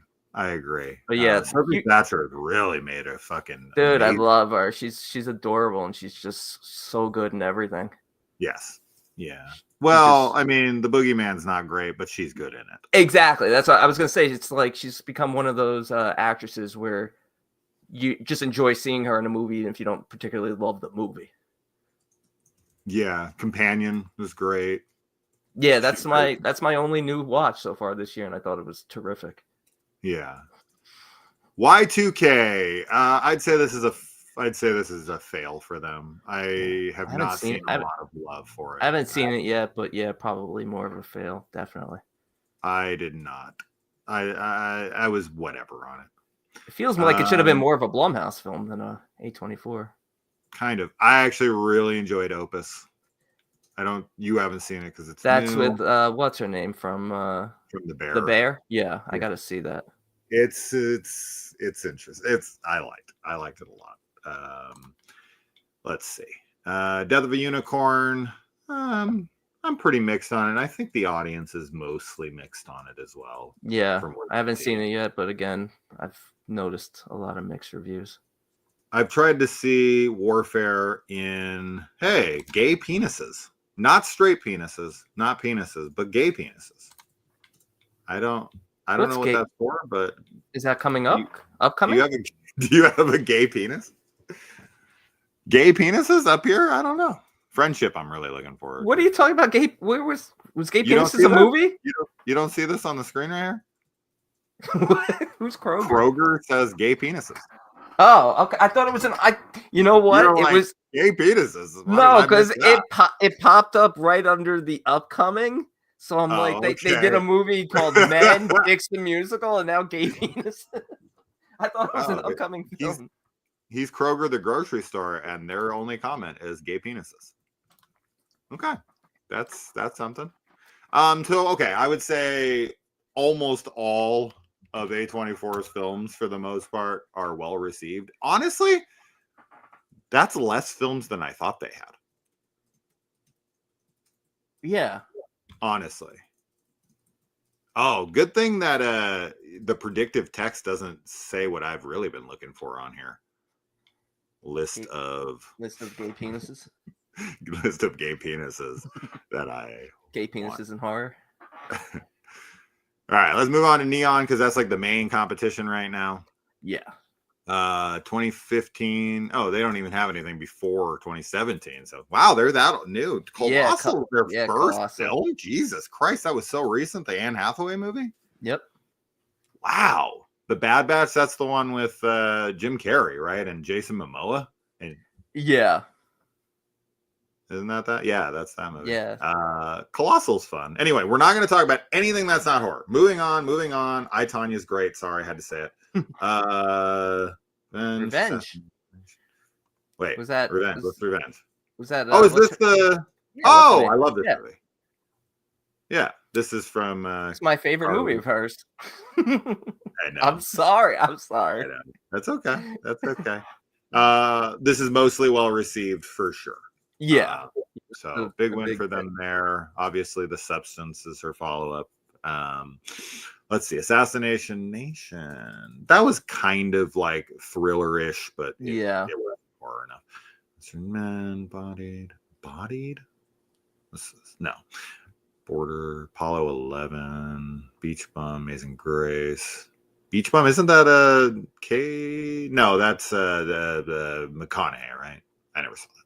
It's not horror. I don't know that one. This movie is fun. Oh yeah, this movie was a lot of fun. This reminded me a lot of the Cooties. Yes. Yeah. I enjoyed this one more. Yeah, this one was on Hulu. Says co-distributed. I agree. I think this is the better between Cooties and this. Yeah. Like kid zombies. I don't feel like I got a lot of love, but I really enjoyed it. I don't remember if this got enough praise. This is actually a very overlooked film because I feel like when movies come to Hulu, they don't get a lot of attention. Dude, even that one, what was it, like 2 years ago? Fresh? Fresh was my number one film. Yeah. No, my number two film. I'm sorry. Fresh was my number two film. And also the year after, my number two film was, what was the body horror one with the growth that came out of her and she had to tie it up. It had Emily Hampshire in it. No? The Growth. On Hulu? Yeah, it was on Hulu. It was my number two film, and I can't think of the name of it. It came out the same year as oh man. No One Will Save You? No One Will Save You was last year. Yeah, no, it wasn't No One Will Save You. I'll find it. No, I know it's not No One Will Save You, but you said it was the same year as.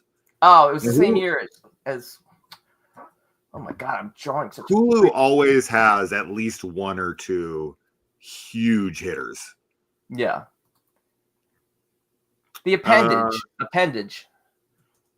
Oh, right. I remember. Appendage was my number two film. That's a fantastic film. Super. This is where this is where she like goes into the like rehab and it ends on like the rocks. Which one is Appendage? It she goes into like a rehab or whatever, and the thing's in her like basement with like the person like tied up. Yeah, it's like a support group. Yeah, support group, exactly. Yeah. And they're actually like in on it. Exactly. Yeah. Yeah. I don't remember. I wasn't big on it. I do remember that. And these are getting tough because these are types of movies that I'm like, I don't remember anybody talking about these movies. That's what I'm saying. That's what Like- does the Hulu films wind up high on my list every year. Even Me too. even the Innocents. Oh, that's great. That was my number one film. Fresh was my number two. Innocence was number one, and even that I felt like was probably underseen. one of the most upsetting scenes in a movie I've watched in a long time. When that kid drops the cat. Oh, the cat. The cat's brutal. The scene where he kills his mother is brutal. Ugh. She's like suffering with like burns all over on the. Oh, yeah, it's a tough watch, but it's a really good film. Here's one we disagree on: The Lodge. I didn't realize that was neon. Yeah, it's weird. Yeah, I thought that was like I don't know what I thought that was. I knew it wasn't A24, but I didn't realize it was neon. This was my number one of 2019. Or no, not 20. No, it was 2020. Yeah, because it said 2019, but it was 2020. It was my number one of that year. Yeah, I loved it. I loved the first half of it. Okay. I really liked the setup. By the time the end came, I was just kind of. It's just such a dark. It is dark. It is dark. But I think this is mostly well received. Oh, without a doubt. Yeah. Yeah. Palm Springs is fucking fantastic, but it's not. Yeah, this is one I still haven't seen, but I've always heard positive things. I love it. Ooh, Possessor. That's neon. It's a cool movie. I'm not in love with it, but I do. Neither am I. Not in love with it, but it's a cool film. Even I like She Dies Tomorrow. That was the one right before it. Oh, sorry. Oh, wait. I recognize this. Directed by Amy. Oh, yeah. Amy Seimetz does it. It's unsettling. All of a sudden, everybody gets this just dreadful feeling like. Oh, I remember this movie where, the everybody, like, this person shows up at like a party. Yeah. Like, I'm gonna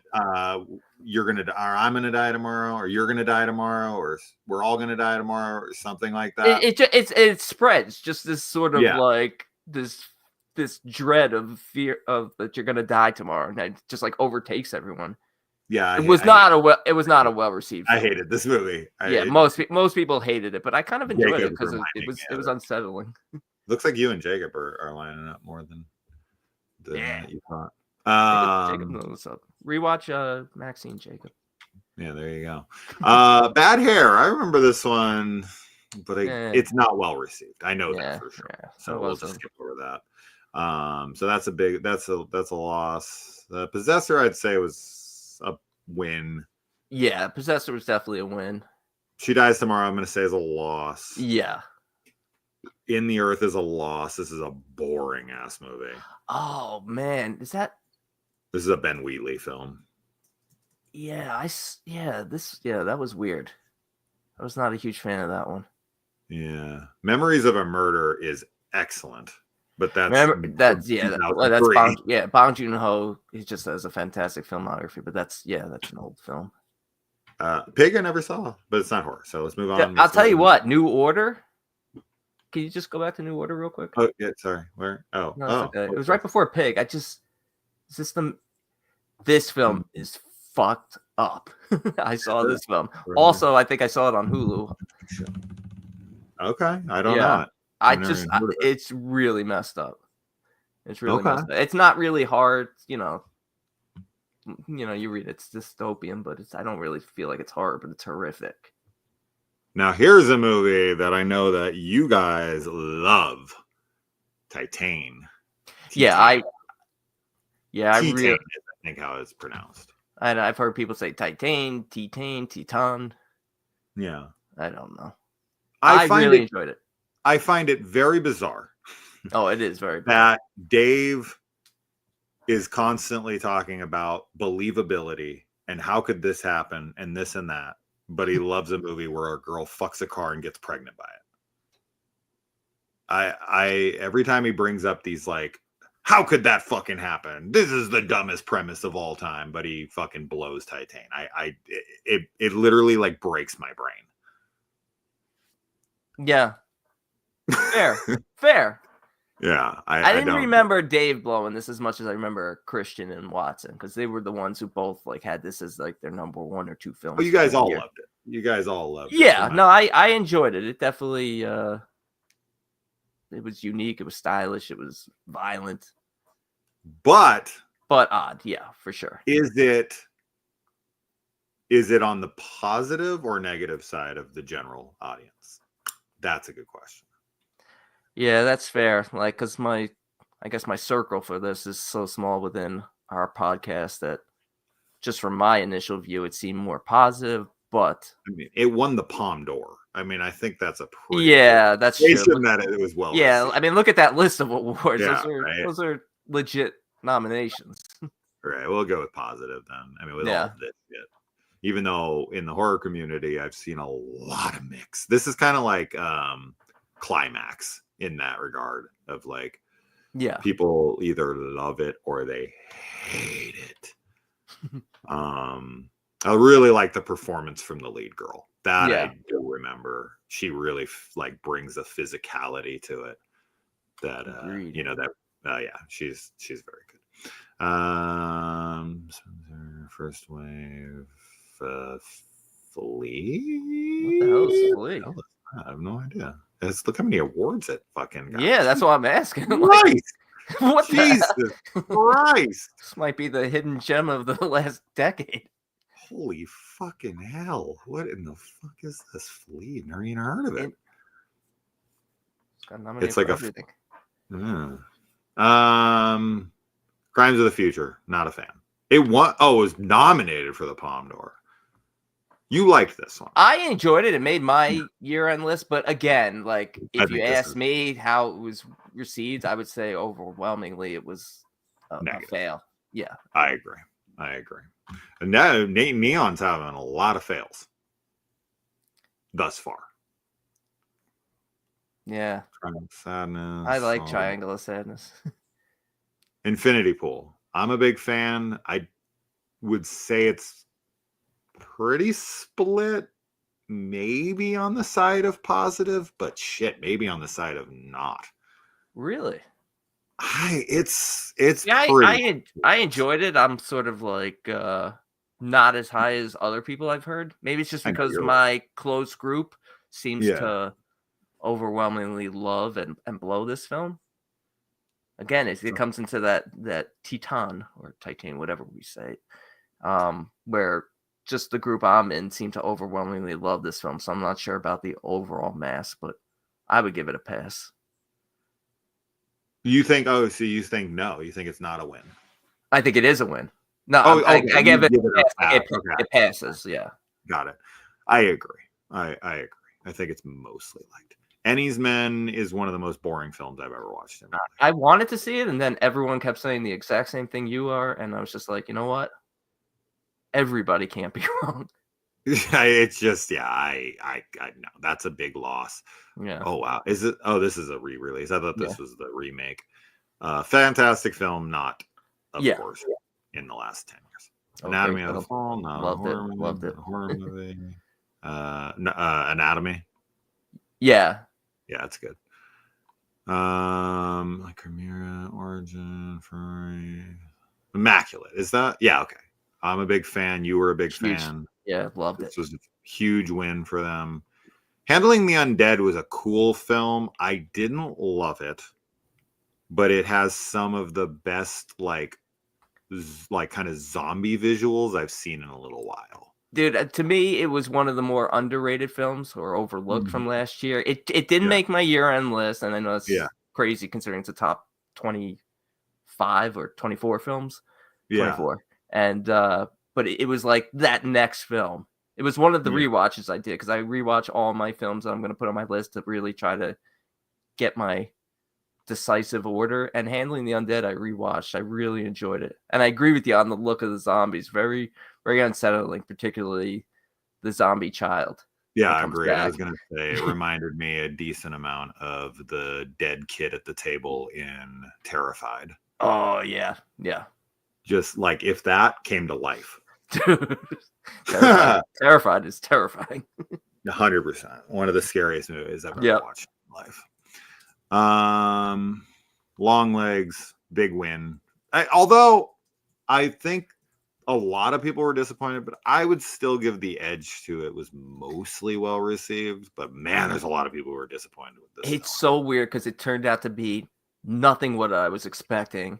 Yet Agreed. I still loved what I got. Agreed. Same thing. But I wanted something else that I was gonna love, and then I got this, but I still loved it. It was, Same. 100% same. right? I thought it was going to be a completely different film than it was. Yeah. Yeah. Yeah, I thought he was going to be going around doing killings and that there was like, because remember the ads for it were like, Oh my God. these like, deformed bodies that were like, that's not my daughter. And it was like, Dude, that's it's not my something like daughter. that. That's not my daughter with the leg sticking out under the Yes. the blanket. It was the most Yes. terrifying thing I've I've seen ever- in forever. I was just like, I don't know what this movie's gonna be, but it wasn't what Longlegs turned out to be, what I was expecting, but still loved it. We have we're gonna set one of your fave films up right here by Cuckoo Blue Blue. That's funny to me. I was a big fan of Cuckoo. I loved it. I know you. It's I know you love it's so unique. I've never It seen is. anything like it. I don't know if everything in the movie is explainable. But Yeah, I there's didn't- definitely. I have definitely some questions. oddities. Yeah. Okay, that's fair. what I find the most fascinating about anything attached to Cuckoo is that Hunter Schafer seems to be completely immune from the trans hate talk, which is so fascinating to me. I don't know why that is, but like I'll see Hunter Schafer up for like Mystique, right? Like if you put like a trans person up for like a big role, people are like, Yeah, oh, that's not, that's no, interesting. that's a man, whatever. But somehow Hunter Schafer seems to just completely fly under that radar. I don't know how. I don't know how she does it, but for some reason I almost never see anything but love and admiration and almost never any negative comments. I don't get it. It's great. It's don't get me true. wrong. Yeah, no, you're absolutely right. I don't have my finger on why that is though. I don't either because Yeah. like I literally see like I've seen that for other trans people where they're like, oh, they should play this beloved character that's a woman, and it's like that's not a woman, whatever. But like with Hunter Schafer, Ask your German client. right? I don't think they should be allowed on TV. I don't want to have to look at that cuckoo.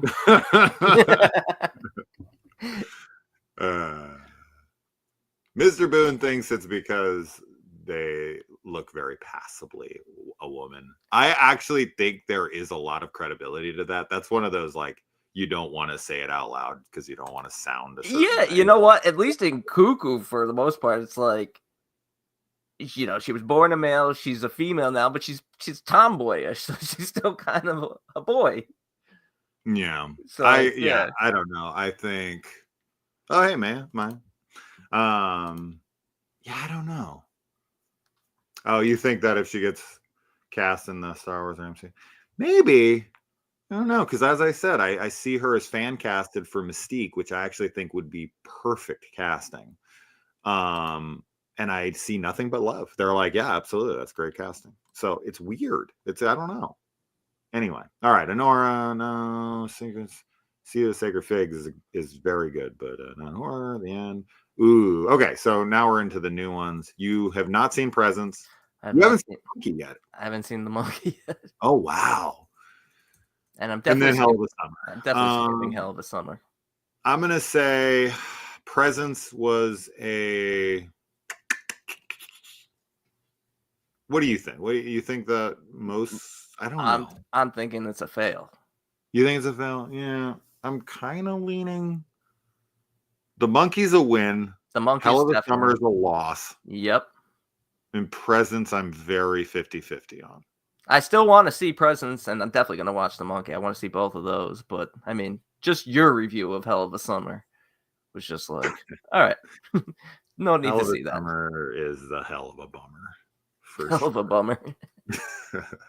it's not good. So I think when it comes to A24 versus Neon, I will say I'm absolutely without question giving the edge to A24. They have Yeah. way more movies in the last 10 years and way more hits, and plus they have Hereditary and fucking Midsommar. So it's not even close. Yeah, I agree with you. But I mean, Neon, their first horror movie was when? Like 20 was it 18 with Revenge? 2018. So you're talking 7 years. 7 years. Yeah. So they don't have a long one. All right, let's hit the big dog here. Let's hit up the big dog. This one's gonna have a lot of losses. And a lot. This one's gonna be like, can we get some really big wins in here to really offset the amount of losses in here? Blumhouse has some great films, but Blumhouse has some bad films. So we'll see. All right. First up, Paranormal Activity. Big win. No one can argue that this hasn't been well received. It got fucking 6 sequels. There is no way that this isn't a win. I love it. I'm a big PA franchise fan. Yeah, as am I. And even if you disagree, you don't like the movie, it's a massive win. It was such an event when this came out. All right, next up. This is the Rock movie? Okay, Jesus Christ. Maybe for a second. Okay. I thought we were going to talk about it. So I'm just going to go with Paranormal Activity franchise for the most part, outside of, I'll say 4 and 6 were the two that would be losses for the mainstream audience. Those are the ones that everyone seems to hate. But I would say 1, 2, 3, 5 are wins. Yeah, definitely. I mean, I enjoy Ghost Dimension, but maybe. Part 4 doesn't really drive the franchise. It's definitely the weakest of them. Part 4 and Part 6 are kind of, I don't know. Yeah, Part 6. I mean, a last film in a franchise is never like the most well received. I enjoyed it, but those are the two weakest in terms of. I agree. I absolutely agree. They are the weakest. I still enjoy every Paranormal Activity film. Yeah. But I would say for the general consensus, 2 is a cusp movie. 2, I would say, is a 50-50, maybe leaning towards positive. 3 is 100% positive. Yeah. Insidious is 100% positive. Agreed. I'm not saying 100% of people liked it. I'm saying 100%. There's no question in my mind. Yeah. Sinister, huge positive. Almost everybody loved it. Agreed. The Bay is very well received, but most people didn't see it. But the people who saw it loved it.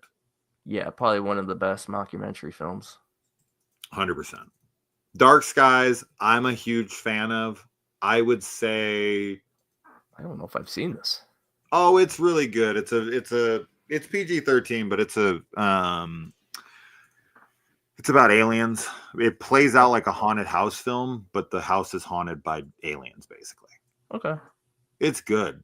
It's good. It's creepy. It's got a real creepy vibe to it. And it's got a pretty dark ending. So I'd say it's a little more on the side of positive. Lords of Salem is a loss. Yeah. I enjoy Lords of Salem, but it's overwhelmingly I feel like more people side against it.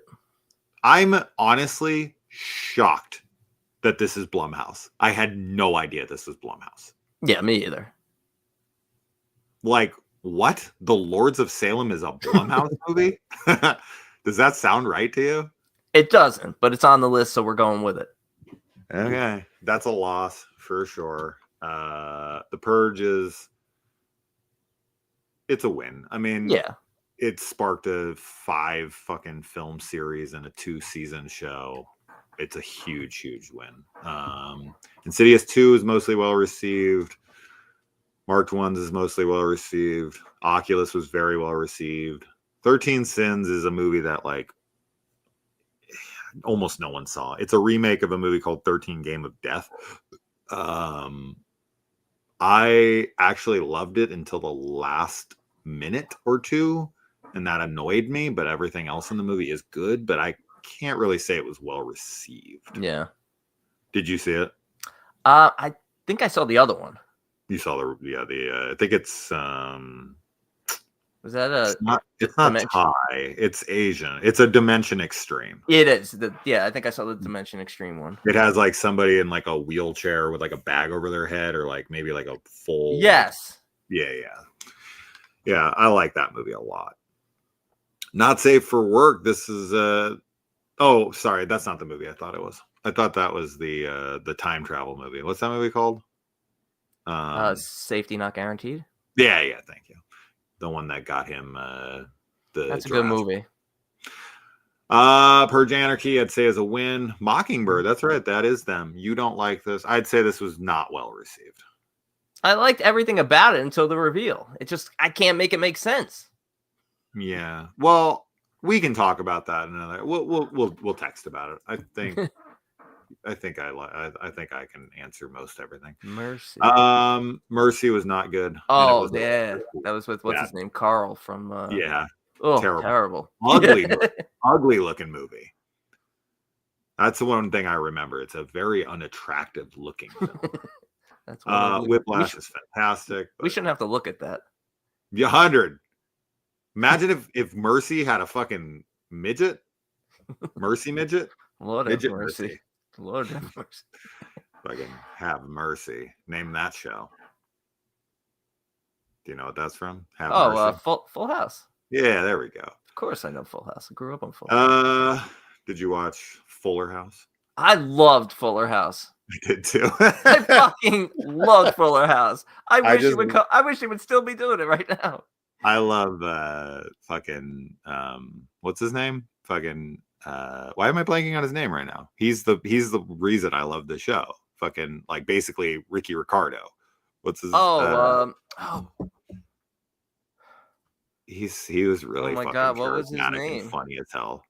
Freaking You're talking about the ex-husband who played the race car driver. Yeah. Yeah, what was his name? I'll come up with it. I always do this. Town That Dreaded Sundown, cool movie, mostly well received. Yeah, I enjoyed that a lot. Ouija is a loss for them for sure. Jezebel was mostly not well received, but I really like Sarah Snook as an actress. Yeah, she's good, but I don't think I ever saw Jezebel. I didn't even realize that was her until you just went over the poster again. Yeah, it's directed by Kevin Gruder as well from Saw 6 and 7. Yeah. It's not good though. And it wasn't received very well. Boy Next Door is terrible. That's the J-Lo movie, right? Yeah. I never watched it. Lazarus Effect. I remember this is the one with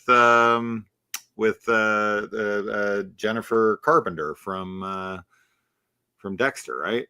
Jennifer or no, wait, this is Olivia Wilde. Yeah. I was thinking of a different film. Yeah, this was not well received. Yeah, I didn't enjoy it. I didn't either. Unfriended is fucking fantastic. I don't care what anybody says. I agree. I really like Unfriended. And I think it was mostly well received. Yes. Area 51. Oh, no, this was not well received. Yeah, I think I saw it. I don't remember much about it. Insidious 3, I don't feel like that's well received. Insidious 3. I love it. It's my favorite of the Insidious films. It's been a while since I watched the sequels. I honestly don't remember part 3 too well. I'm going to say it was more of a win than a loss. Creep is a huge win. People fucking love it. I love it. Yeah, I enjoyed the first Creep. Oh, you didn't like the second? Nah, was not a huge fan. Did you watch the Creep tapes? Not yet. Oh, it's good, but it's very rinse, slather, repeat. I've watched a lot of your YouTube videos. Does that count? You watch the Creep every night. Exeter. That was bad. This is the one. Wait. Is this no? That's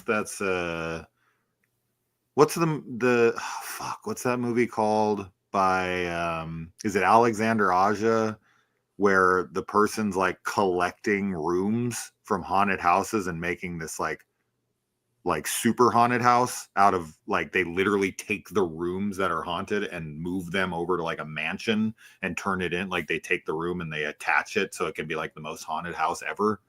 What is that? I've never heard of this, but that sounds amazing. It's not good, unfortunately, but the premise is amazing. Yeah, you just gave the premise for the most coolest haunted house movie ever. That's it has a title like this, I swear. Like I own it, I'm pretty sure, because I got it for like the Dollar Tree or something. That's not this movie, is it? What's this movie about? The screenplay? That's not this movie, is it?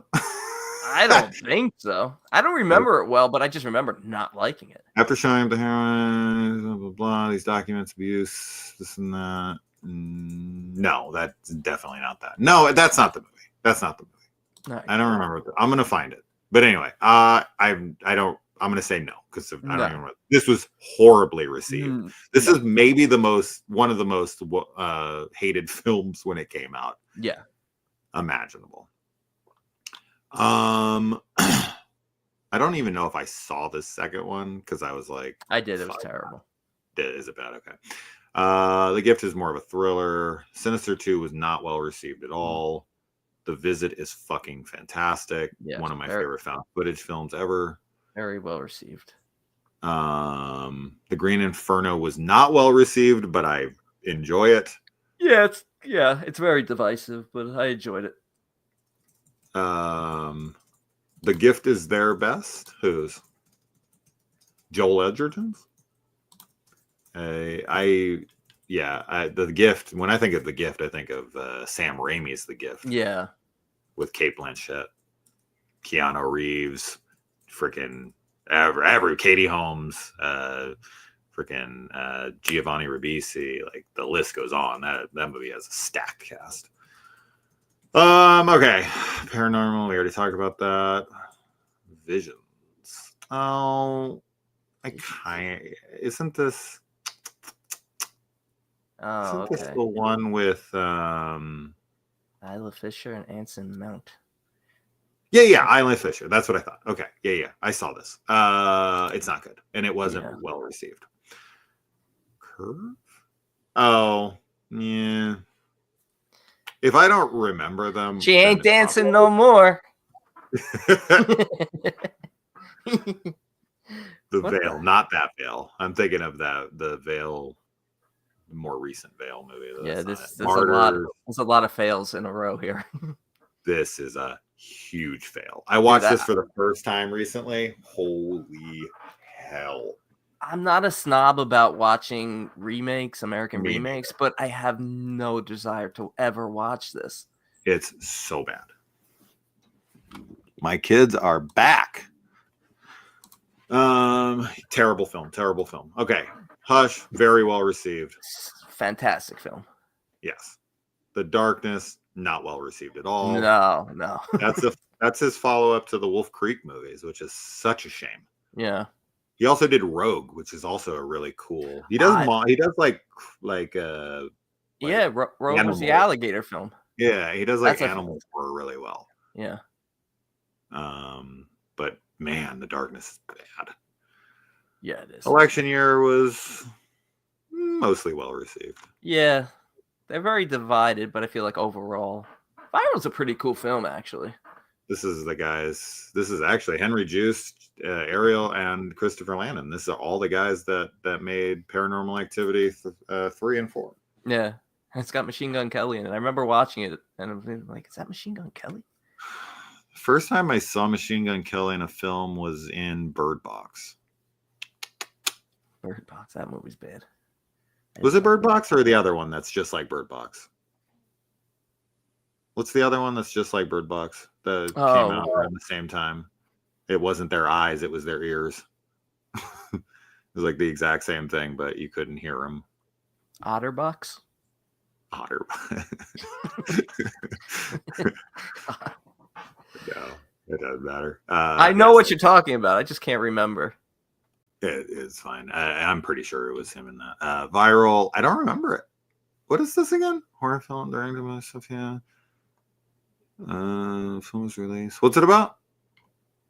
It's an infection. Oh movie. yeah, the silence. The silence. That doesn't that have Stanley Tucci? Isn't he like the main of the silence? Anyway, I don't remember it, and I'm gonna say it wasn't well received. That's fair. I saw this because Ty West directed, but it's not horror. Ouija Origin of Evil was very well received. Mm-hmm.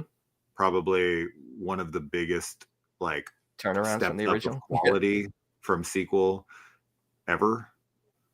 Incarnate was okay. It wasn't well received though. That's Thomas Jane. Wasn't that who the main guy was? Or no, Aaron Eckhart. I always get them mixed up for some reason. The guy who played the Dark Knight, freaking Two-Face. Two-Face, yeah. Split is very well received. Get Out, very well received, obviously. Well, how do you feel about Jordan Peele? What are your thoughts on I it? love Jordan Peele. I did not care for Nope, but I still love his work. Were you like, nope? Yeah, it's just I want, like, again, it had a great setup. I think once the reveal happens, I was just like a little underwhelmed, and then I don't know, the third act felt very silly to me.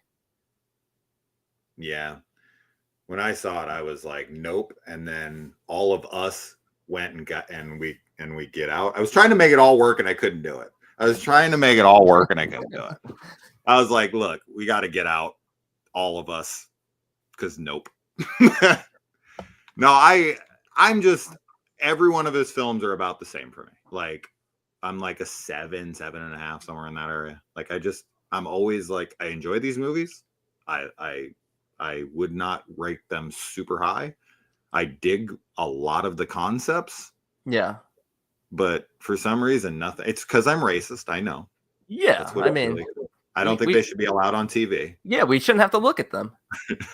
For anyone who's just coming into the stream, oh boy, they missed the context of that joke. We're not talking about black people. We're talking about midgets. A lot of midgets in Get Out. Well, they'd have to be to be inside all these black people's bodies. 100%. That's how they get them in the brain. Yeah.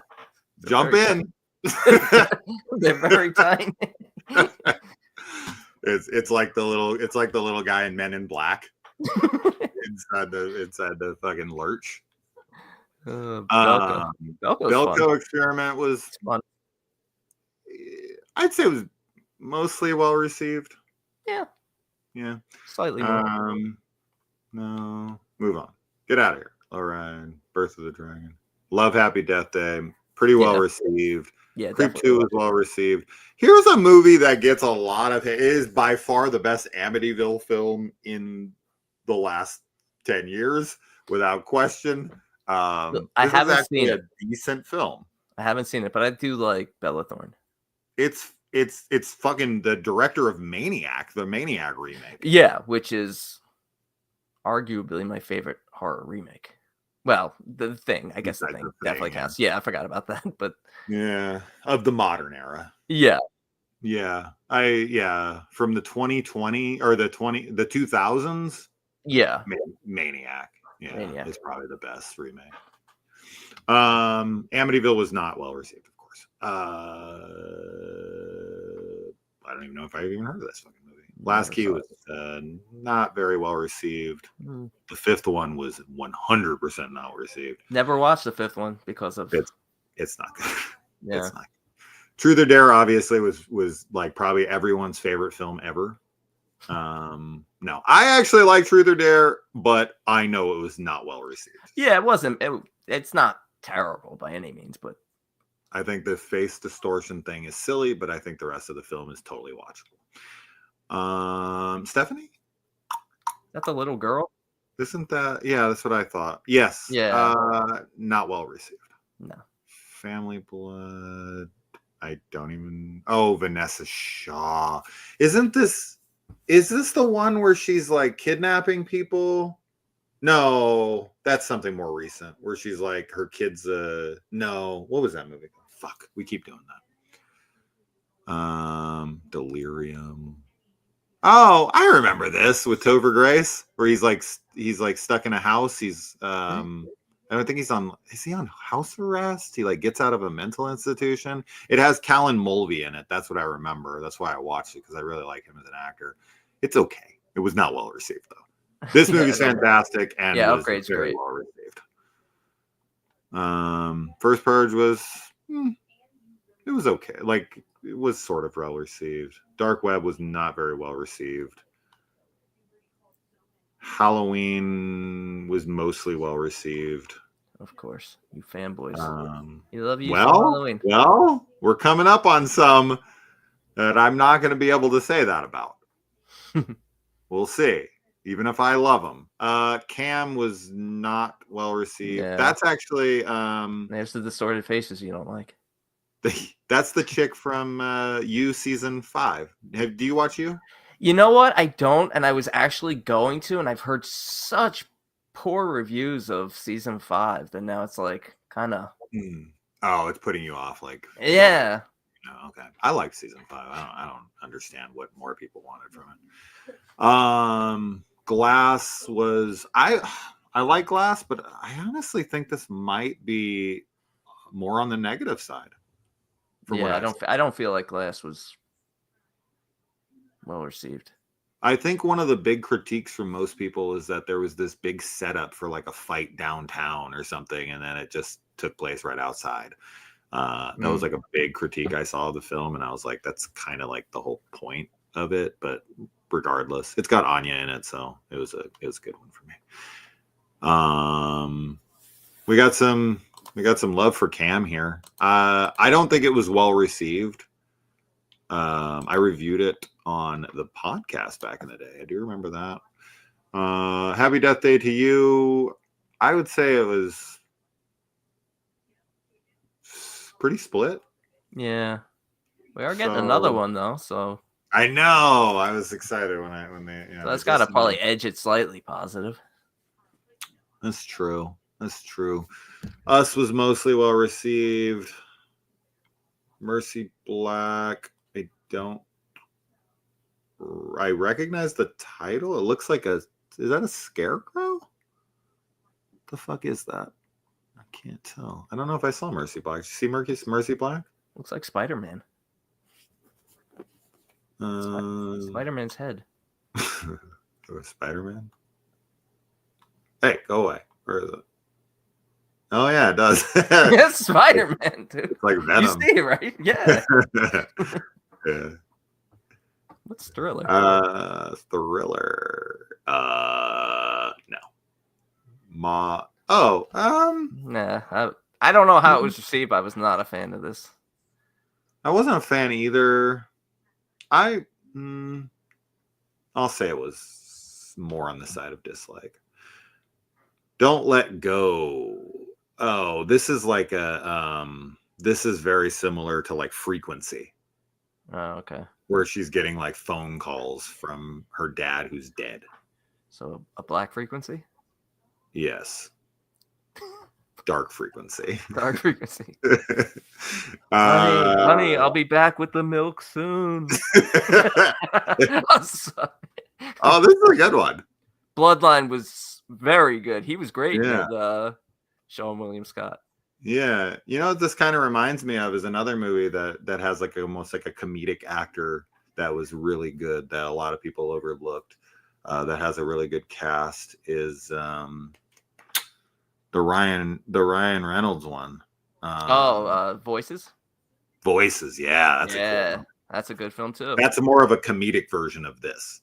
Yes. Yeah, those are both good movies. Prey. That's another Frank Calhoun movie. Yeah, that's funny. I remember that artwork, but never saw it. I think he peaked at Maniac. Yeah, I don't think he's done anything good since, which is kind of shocking. I thought after that movie for sure. I did not like this. This was not well received. Yeah, I was not a fan of that at all. This was not well received. Nope. This was the greatest cinematic experience of my life. Obviously not well received. This wasn't well received, but another one that I enjoyed. Enjoyed it as well, but yeah, definitely not well received. No, but it's fine. It was just like I remember the one thing I remember is I really, really liked the brothers storyline. Yeah. I was like very into them and was like hoping for them because one of them was gay, right? Mm-hmm. And there was something going on there. And I just remember really liking their stories, mostly because I like gay penises. Gay penises. The musical. At dark frequencies. The musical. Dark frequencies. Yeah. Invisible Man, very well received. Very cool movie. The Hunt had a lot. This was a lot of like, backlash from like the right versus the left on this one. I enjoyed it though. It was fun for what it was. Wasn't this one of those movies that was getting like criticized by both the right and the left for like similar things? Yeah. But they were interpreting it in the opposite ways. Oh, yeah. Yeah. This one, like, nobody knew who they were poking fun at. I think that was the whole point. They're just poking fun at everyone. That was like when, that was like Texas Chainsaw 2022 when everyone was like, oh my God, they're making fun of us cancel culture people. And then the other side was like, oh no, they're putting cancel culture people in a movie. It's like, you piss at either side off. It was like, come on now. So I don't know what to say on this one, but yeah, these are hard to call whether they were pass fail. I'm having a much tougher time. It's much easier. Go ahead. Sorry. No, I'm just saying it's really tough because I'm enjoying a lot of these films. A lot of these are mid in terms of, just equal love and equal hate. The Hunt, maybe my last Blumhouse movie I enjoyed. Wow. That's crazy because we got some heavy hitters coming up. I see 3 I enjoy after that in a small segment. Same. So this was during the these were all released on Amazon in like 2 weeks. Do you remember these? Yep. Yeah, Nocturne is excellent. Nocturne is the best one there by far. It's a Sydney Sweeney movie, and she is fantastic in it. This was such a good fucking movie. This is like her and her sister are pianists, gay pianists, and one sister is like trying to kind of like live up to her sister, and she goes to these insane lengths. Really good movie. Evil Eye was the one I didn't like that much. Yeah, Evil Eye was the weakest, then The Lie. Black Box was, I think, the second best one. I think I agree. And then The Lie. This is the one where the girl pretends that her friend's dead? Yeah. Yeah, and she gets thrown over a bridge or whatever. Exactly. Yeah. Venus Sood, who did the Killing Show, right? Mm-hmm. Yeah. These are all like outside of Evil Eye. I think these are all. Although, what was the reception? I know the reception on Nocturne was good. Yeah. I don't know if anyone else watched almost any of these movies though. These kind of got ignored, and they did this again the next year. 4 movies in 2 weeks, and they were even You Should Have Left right before those. I enjoyed that, but again, that was very mixed as well. Yeah, I would say this is more on the side of negative. Yeah. The Craft Legacy, not well received. Nope. Not a good movie. Even fucking Fairuza shows up in this movie, but I don't even think she's playing herself. She's playing I skipped this one. Which is the same thing they did with Flatliners when they brought back one of the main actors, Kiefer Sutherland, and he's not even his same character. It's like, what the fuck are you guys doing? Skip that as well. Terrible. Not a good movie at all. Freaky, big fan. Yeah. Really a lot of fun. The Vigil. This is good. Fantastic. Yeah, I know you love this one. Yeah, this is a great supernatural horror film. This was well received. I don't know if I could say this was. I would say for the people who saw it, it was very well received. Yeah, I don't think it was received enough. But yeah, I agree with that. Kind of incredible that there's such a small amount of films between this set and this set. There's only like 1, 2, 3, 4, 5 films in between this whole year. Dude, That's incredible. I think I watched Bingo Hell, and then I don't even know if I watched the others. This was not a good set of films. This was not a good set of films. I did watch all 4, of course. But because I always have to do them for the channel. But yeah, I don't think any of them were very good. I don't remember any of these. I remember Bingo Hell, but yeah, that's the one I remember. Well, I probably remember the manor the most.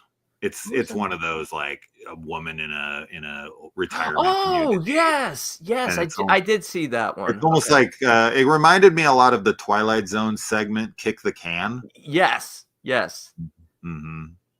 Yeah. Okay, now I'm remembering the manor. A bunch of young kids, and it's all the old people that are like getting fresh young minds. Fresh young. Good little freshies. Where I come from, we call them baldies. All right, Halloween Kills. What do you think? I honestly have no fucking idea what to say on this one. I don't know. You know me. I'm not a diehard Halloween person. I actually loved Halloween Ends. I did too, but I don't know. Where are you putting Halloween Ends on? Is it well received or not? I think Halloween Ends is the closest one to not being well received. I think Halloween and Halloween Kills are well received. Dude, Kills is probably 50-50. I honestly think it's genuinely 50. Really? 50. There's people who fucking love it, and there are people who fucking hate it, and it does not seem to have almost any in between. It is a very split film for the most part in the community, especially with the Halloween fans. It's a tough crowd, the Halloween fanboys. They are. I can't get down with you. You guys are the most like toxic fucking. Yeah, you guys are toxic. We shouldn't have to look at you.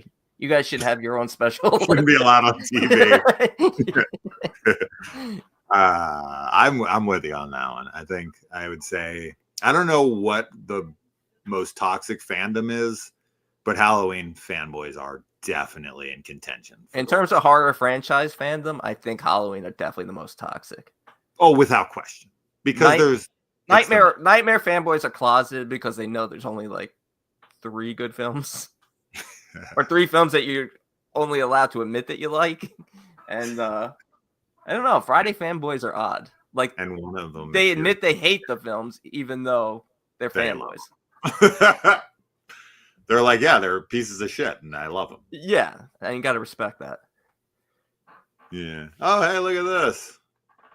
Look who's entered the chat. Good old David Z himself. Dave remembers fresh young minds. I'll go with positive on Halloween Kills, but I am gonna go negative on Halloween Ends, even though it's in like, obviously it's like my top. I don't know where I rank it because I have like 4 films that are all basically my second favorite Halloween film, and that's one of them. And I genuinely don't know. It's just literally changes from day to day. I think I would put Halloween Ends at 3. Okay. Yeah. Next of kin, I would say, was not well received. Deep House was not well received, even though it is a very really that wasn't well received. Because that's a really cool film. It is a very cool film, but it was not well received, unfortunately. House on the Bayou, I saw, but it was not well received. Hurt, I don't even. I'm never watching that. Oh, if I recognize this, that's kind of funny. I'm never watching that. It's just this is terrible. Yeah, I would. And everybody hated it. Oh, Torn Hearts is an interesting one. Had fun with it. I did too. This is like the country western singers who come to find their country western idol.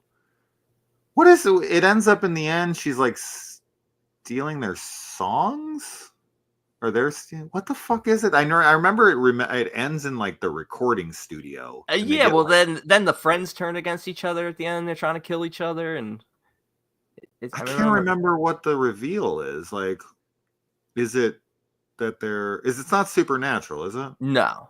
No, I didn't think so. Fuck, what happens? I remember they start killing each other in the sound room, but I can't remember why. They do turn on each other, though. The friends turn on each other. Yeah. Why the fuck do they turn on each other? Because she's offering one a deal? Exactly. It's something like that. God, I do remember liking it, though. I didn't hate Firestarter. It was one and done, though, like Poltergeist. Best card of Halloween Kills was Ghost's single for it. Okay. Happy 30th to Curse of Michael Myers. I'm so split on Halloween Ends. Well, we're gonna tell you what to think right now. It's great. I'm just kidding. Dash cam. Oh boy, I hated this. I would say it was more negative than positive. I despise this movie. I do too, but I know there's fans of it, but I'm going to say more negative. And people are like, oh, you didn't like it because the lead character's annoying. No, I didn't like it because it sucked. It's just terrible. I'm not going to lie. The character was so off-putting to me. She is very off-putting. She is off-putting, but like, that's like the fifth thing that's wrong with it that makes me not like it. Have you seen her like tour around like different shows because the movie like ruined her life? No, really? She's done that? Yeah, she's went on a good amount of podcasts and whatnot saying the movie ruined her life, and it That's was like a shame. the character I was playing, and she gets like a lot of shit for it. But then there's a lot of people who are like, no, that's really who she is, blah blah blah. So there's a lot of that goes around that film, which is a big shame. Yeah. Like it's an actor. Just relax. She was funny to me. She seemed like, I agree, she seemed like a real person. She seemed like a real asshole that I could not stand. I deal with enough of those people living in Arizona. Thank you very much. I don't need. You might have done her hair once before. Is she German? I just know that she really doesn't like people under 4 feet. Unhuman was terrible. Yeah, I didn't see that. Not well received. The Black Phone was obviously very well received. No. That's a good movie, Vengeance. Not horror, but it's a good movie. Yeah. This was not well received. It was not good. Didn't see it. Don't support they them. The movie. I'm gonna be going around on podcasts talking about how this live show ruined my reputation. You're gonna have to go around and do the fucking the tour now, the dash cam tour. Mr. Harrigan's Phone. I really liked this movie. Yeah, I enjoyed it too. I don't remember what the reception was like though. I don't either. I feel like Blumhouse is doing better than I thought they were gonna do. Yeah, I'm surprised. Yeah. I did this one other time. I did a whole live stream where I covered every Blumhouse film up until that point. It was probably 5 years ago now. But at that point, I was like, there's more positives than negatives here. Yeah. I can't deny it. And thus far, I would say they have a good amount of losses. I'm not going to lie, but there's more positives than negatives, in my opinion. What was this one? This is one where they're showing up in the pictures throughout history, I remember. I saw this once. It's not bad.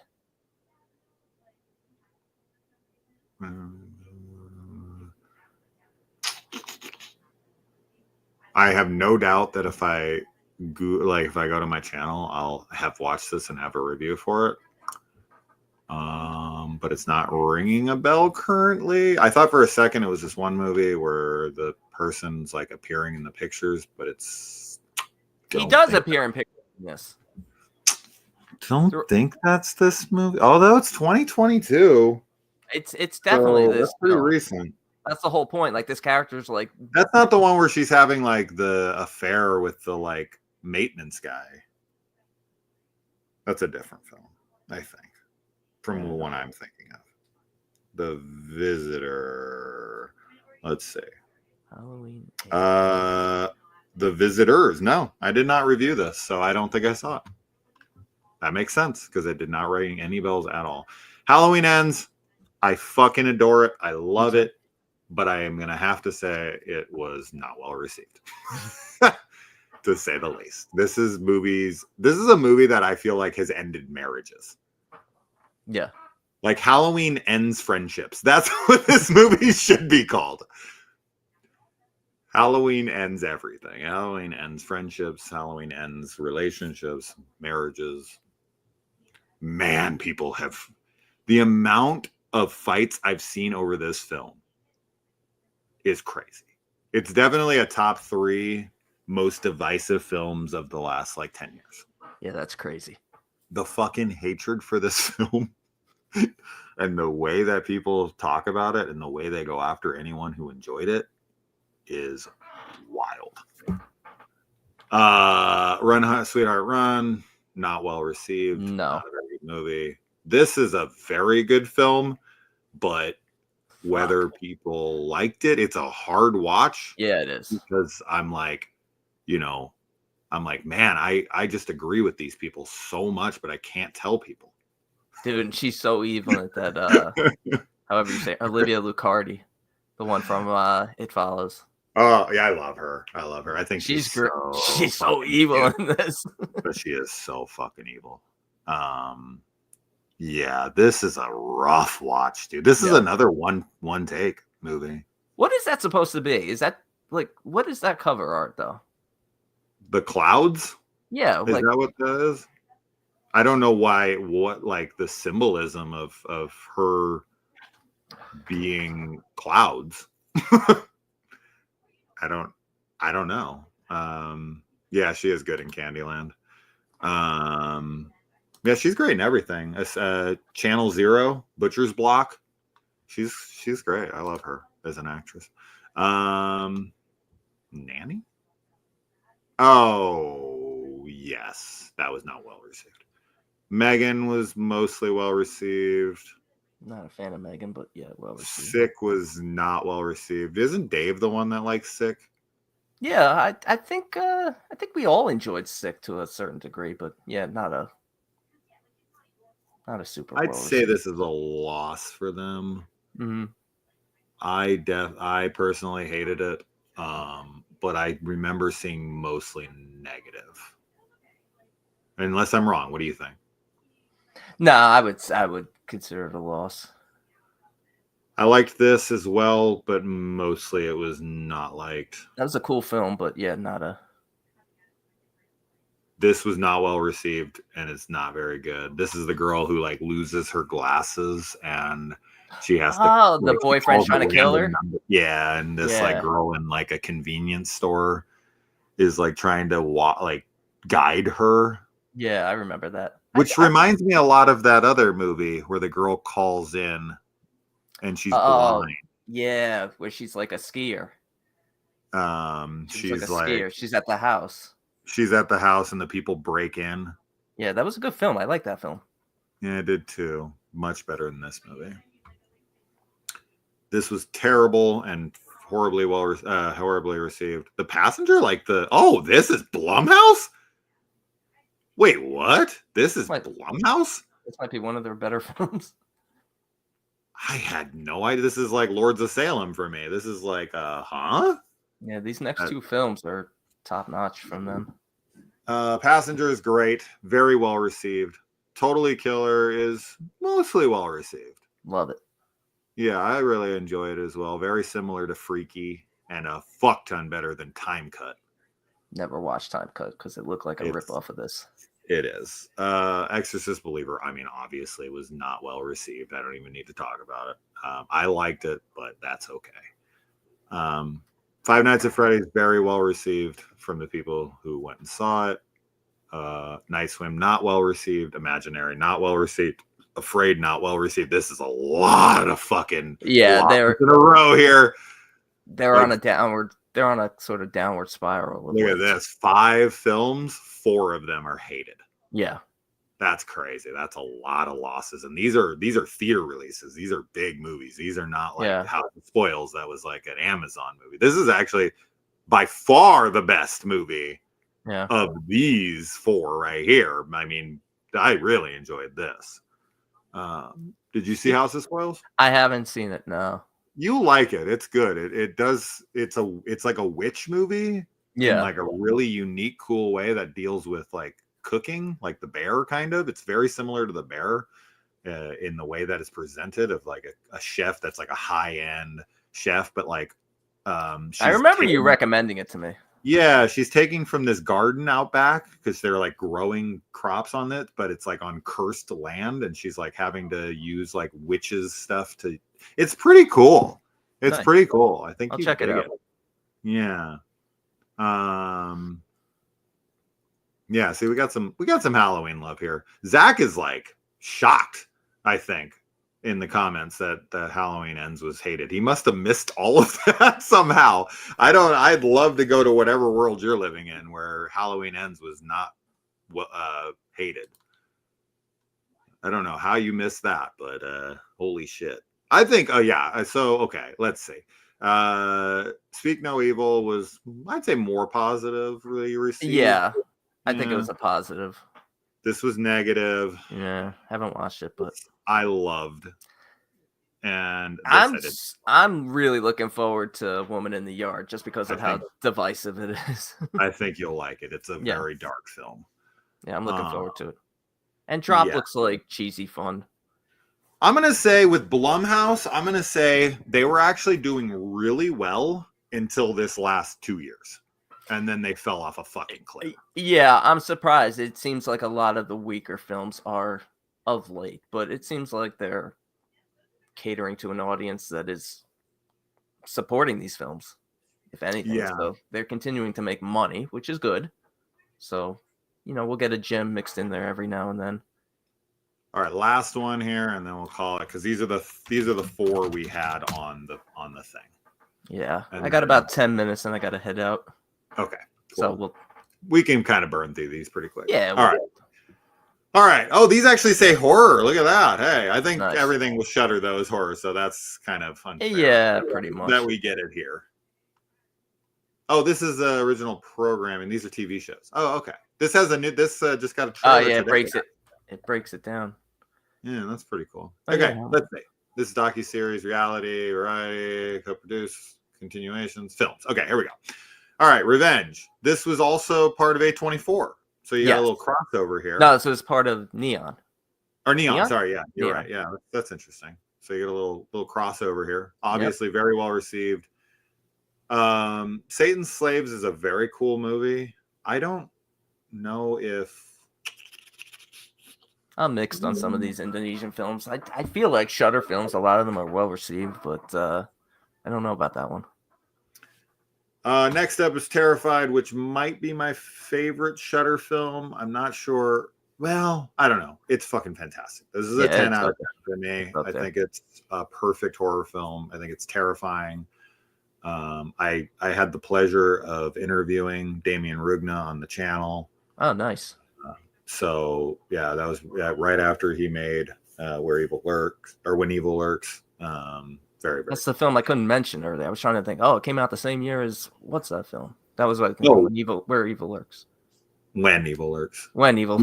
Yeah, it's because there's another movie that came out that same time that was called something very similar, where it was like Where Evil Lives. Lurks.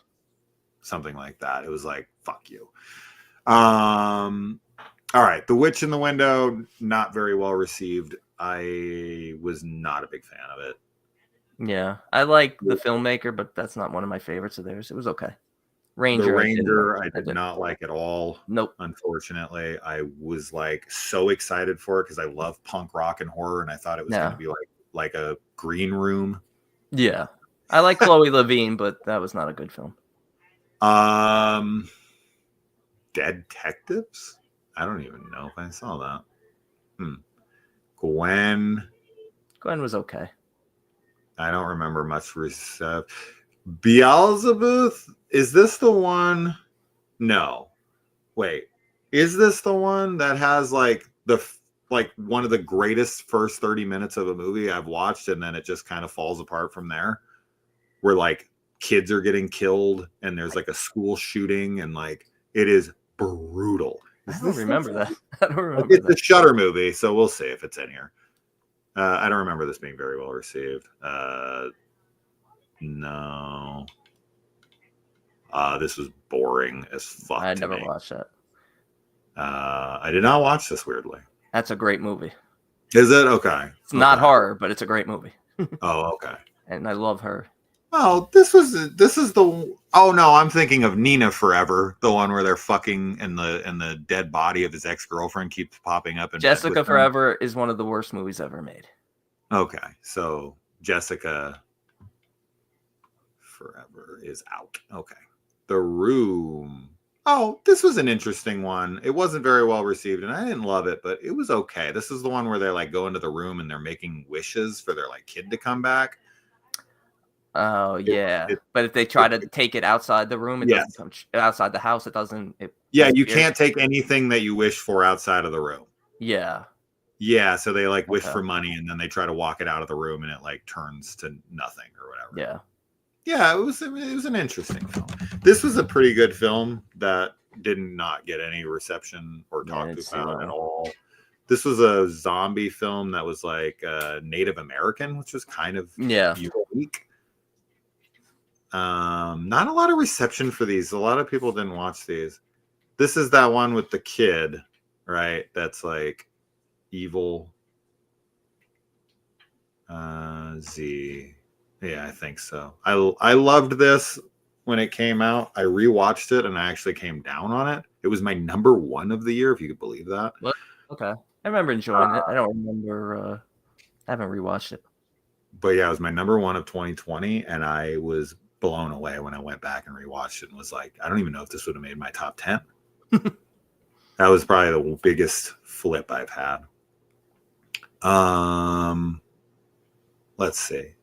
Oh, somebody has a fan of, there are fans of The Marshes, for sure. Someone sent me The Marshes because they were like, I think you'll love this, and I was bored, unfortunately. I liked this one. Yeah, it was all right. A lot of these are like, I don't know what the reception are on them. Yeah, Shudder. They're not big enough. Yeah, Shudder's always tough to get a beat unless it's like a major hit. I thought this movie was really funny. The first one I liked. The goo or whatever, when the people keep turning into like this, like they keep like getting infected and turning into like that goo shit. Yeah. That made me laugh a lot. I thought that was super funny. Yummy was an okay zombie movie. I remember this being only like 50 minutes long. Is that the hospital one? No, or no? Yes. Okay. They're like, the girl goes in for like a boob job or a nose job or something. Yeah.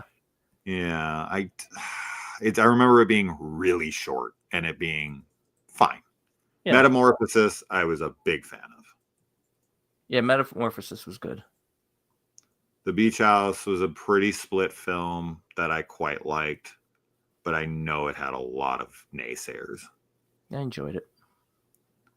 Lake of Death. I don't even think I watched this. Yeah, no, me either. Pedagore is another one of those Indonesian movies.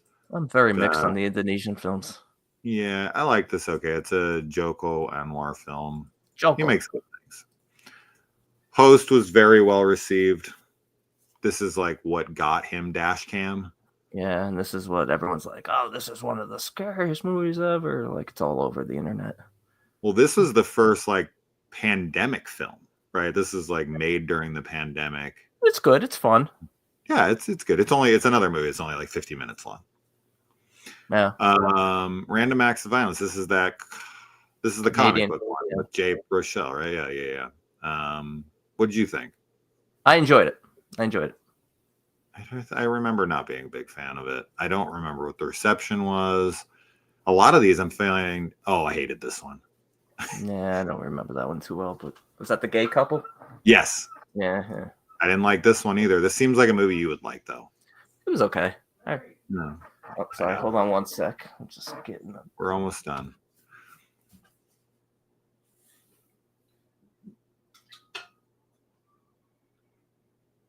Cleansing Hour. Oh, I remember this one. This actually is. That's a good movie. Yeah, this is like kind of reminds me a bit of Late Night with the Devil. Very much. Yeah, Very much. They're like live on TV doing like a exorcism or something. Yeah. I remember liking that. Mortuary Collection's all right. Yeah, mixed, mid. Yeah, mid. I'm the same. I hate using that word, but that's where I'm at. With Mid. it. Yeah. I like these. Another Indonesian. Yeah, I like it. I don't know. They all blend together for me. Lingering's good. I remember this one. I remember liking it. I don't remember a lot about it, but I do remember enjoying it. I really enjoyed anything for Jackson. Yeah, I wasn't a huge fan of this one. Yeah, I know a lot of people are not a big one on that one, so I'm going to say that's more of a loss. I feel like until more recently, like in the last couple of years, is when Shudder started having the heavy hitters. Yeah, Like, it's weird to see this because they put. I mean, a lot of these films are good. Yeah, but it seems like the heavy hitters that contended for top spots on the year-end lists are in the last few years, handful of years. I was going to say Christian is the big Random Acts of Violence fan. Yeah, he has to support his Canadian films. Another Indonesian. They love Indonesia over in Shudder. Are they from? Is it like an Indonesian company? Because it's like that they only do United States and Indonesia for the most part. It's kind of crazy. Yeah, that's true. Nightmare Wakes. I don't remember. No idea. Shook. I remember everyone hating this. Lucky. I don't. Lucky remember. was hated. Oh, this is the one where this is the All Men Are Evil. Bree Grant. Yeah, Bree Grant and All Men Are Evil movie. I remember. But I enjoyed it, but I wasn't like paying attention to deep hidden messages. I was just enjoying it for what it was.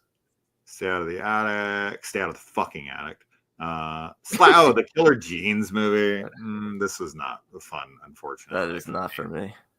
Violation. What is Violation? Oh, yeah, I remember that one. Yeah. Collaborating on Shiver Shirts. I don't remember. The Banishing. It's okay. Oh, this is the one Kaylee and I watched together. Is that the one with the dolls? Yeah, that was one of the first films we ever watched together. Yes, it is. Okay. Fried Barry. This is the guy who went on and did the Street Trash, right? Yes. Yeah. This was okay. It had some really wild shit. Yeah. Skull and Mask. This is one you really liked, right? I really liked it upon rewatch. It definitely went down for me. It went down for me the year it came out, but I still enjoyed it. I need to rewatch it. I really need to rewatch it. Super Deep was okay. Yeah. An Unquiet Grave doesn't even have a thing. Wow. Okay. Yeah. Interesting. Vicious Fun made my year-end list. I love that film. What's this one again? That's where he goes to the bar and he accidentally attends like a meeting of serial killers. Oh, yeah. I had a blast with that film. Yeah, that is fun. Yeah, Son I did not like. That's Emile Hirsch. Yeah. Agreed. Candicia was a lot of fun. I love this one. This has some of the best kills. This is the Martyrs guys, or the Deep House, and not Martyrs. Inside. Yes. Yeah. She's like a big giant goat monster. Yeah. She's like when she like rips the dad in half. Exactly. That's what I was thinking of. When the daughter walks in, and she's just like a big goat monster standing there ripping the dad. Amazing. One of my favorite kills of the last decade. The Boy Behind the Door was okay. Teddy was that. I remember this one. It was okay. Teddy I enjoyed. Teddy was close to making my list if it didn't. Hated Superhost. Yeah, I don't remember Super. Yeah. Oh, okay. Was that the cabin? Yes, the girl who she's like recording them and she like overpowers the guy somehow, and I'm like, what? Fuck that. Bleed With Me. I don't remember. Martyrs Lane. It's crazy. Like I saw these movies. A lot of them are just like not memorable. This is what happens when you watch as many 300 movies a year. It happens. Everything blends. The VHS movies I'd say they're mostly positive. They're mostly positive, but with the exception of VHS 2 and VHS 85, those are the only two that I like completely. The others, I'll pick a segment here and there, but those are the only two that I genuinely love. Dead and Beautiful. Remember The Strings. What we should have also done, or we could do for another video, is like Netflix and whatnot, because they have some great stuff. Oh yeah, Advent Calendar's all right. That was a silly film. I did not like it. Is Death Valley. I don't remember. The Last Thing Mary Saw. These, like, I don't have an opinion on how these were received. Slapface, I remember, was pretty cool. Yeah, this is the one with the brother, and he sees like a witch or like something in an abandoned place, and the brother's like slapping him across the face every time he has emotions. Yeah, they like play Slapface to like get out their whatever bullshit. They Live in the Gray. Hellbender. I like Hellbender. That's Addams Family. Yeah, one of the Addams Family films I didn't see. Hellbender. Oh, it's good. This one is weird. Yeah, I wasn't a huge fan. I wasn't either. Night's End. Oh my god, am I not a fan of Shudder? Right? I'm like, what the I think fuck, I hate Shudder. The Settler, not a big fan. Virus 32. I don't Virus 32, I enjoyed. Is that the one where? That's isn't that the one where they like die in the water, but then they come back to life? Like I thought that was the one where they're like going through, and there's like the big like Olympic size pool. Yes.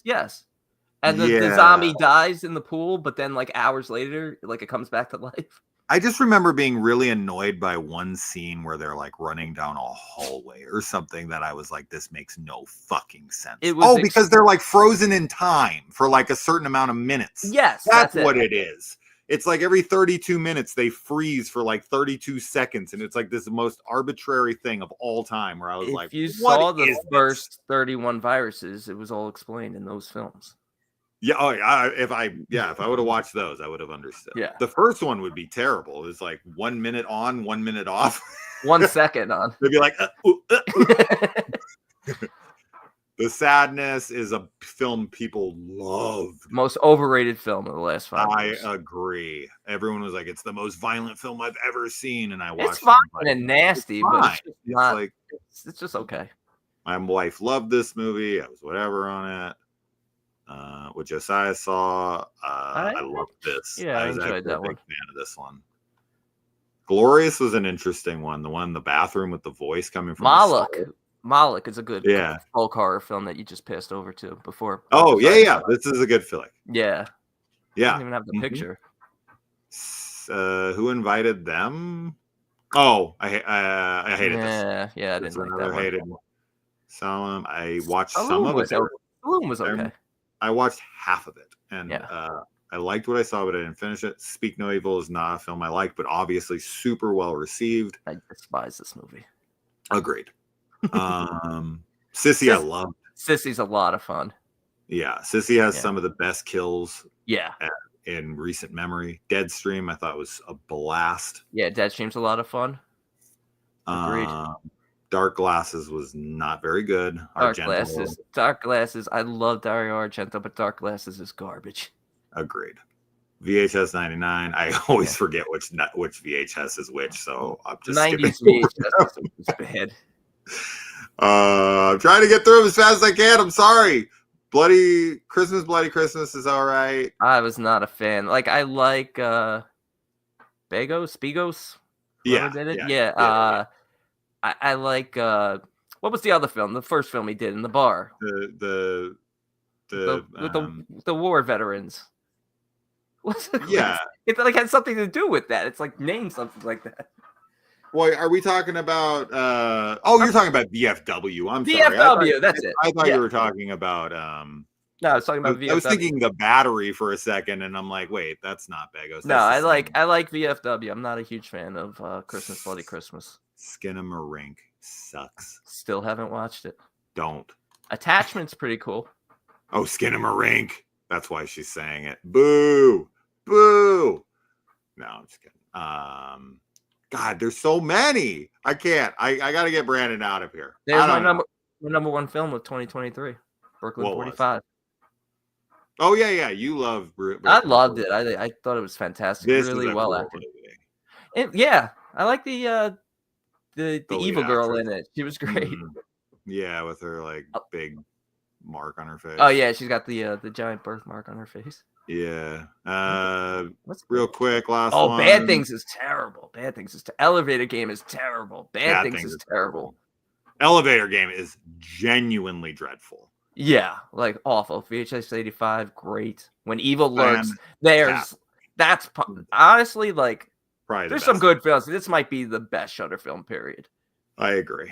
It's either that or Terrified, and it's the same guy for both. So Yeah, I stick with him. I really like Birth Rebirth. I enjoyed it. I wish I felt rushed at the end, but I didn't see the not sacrifice. like the Sacrifice Game.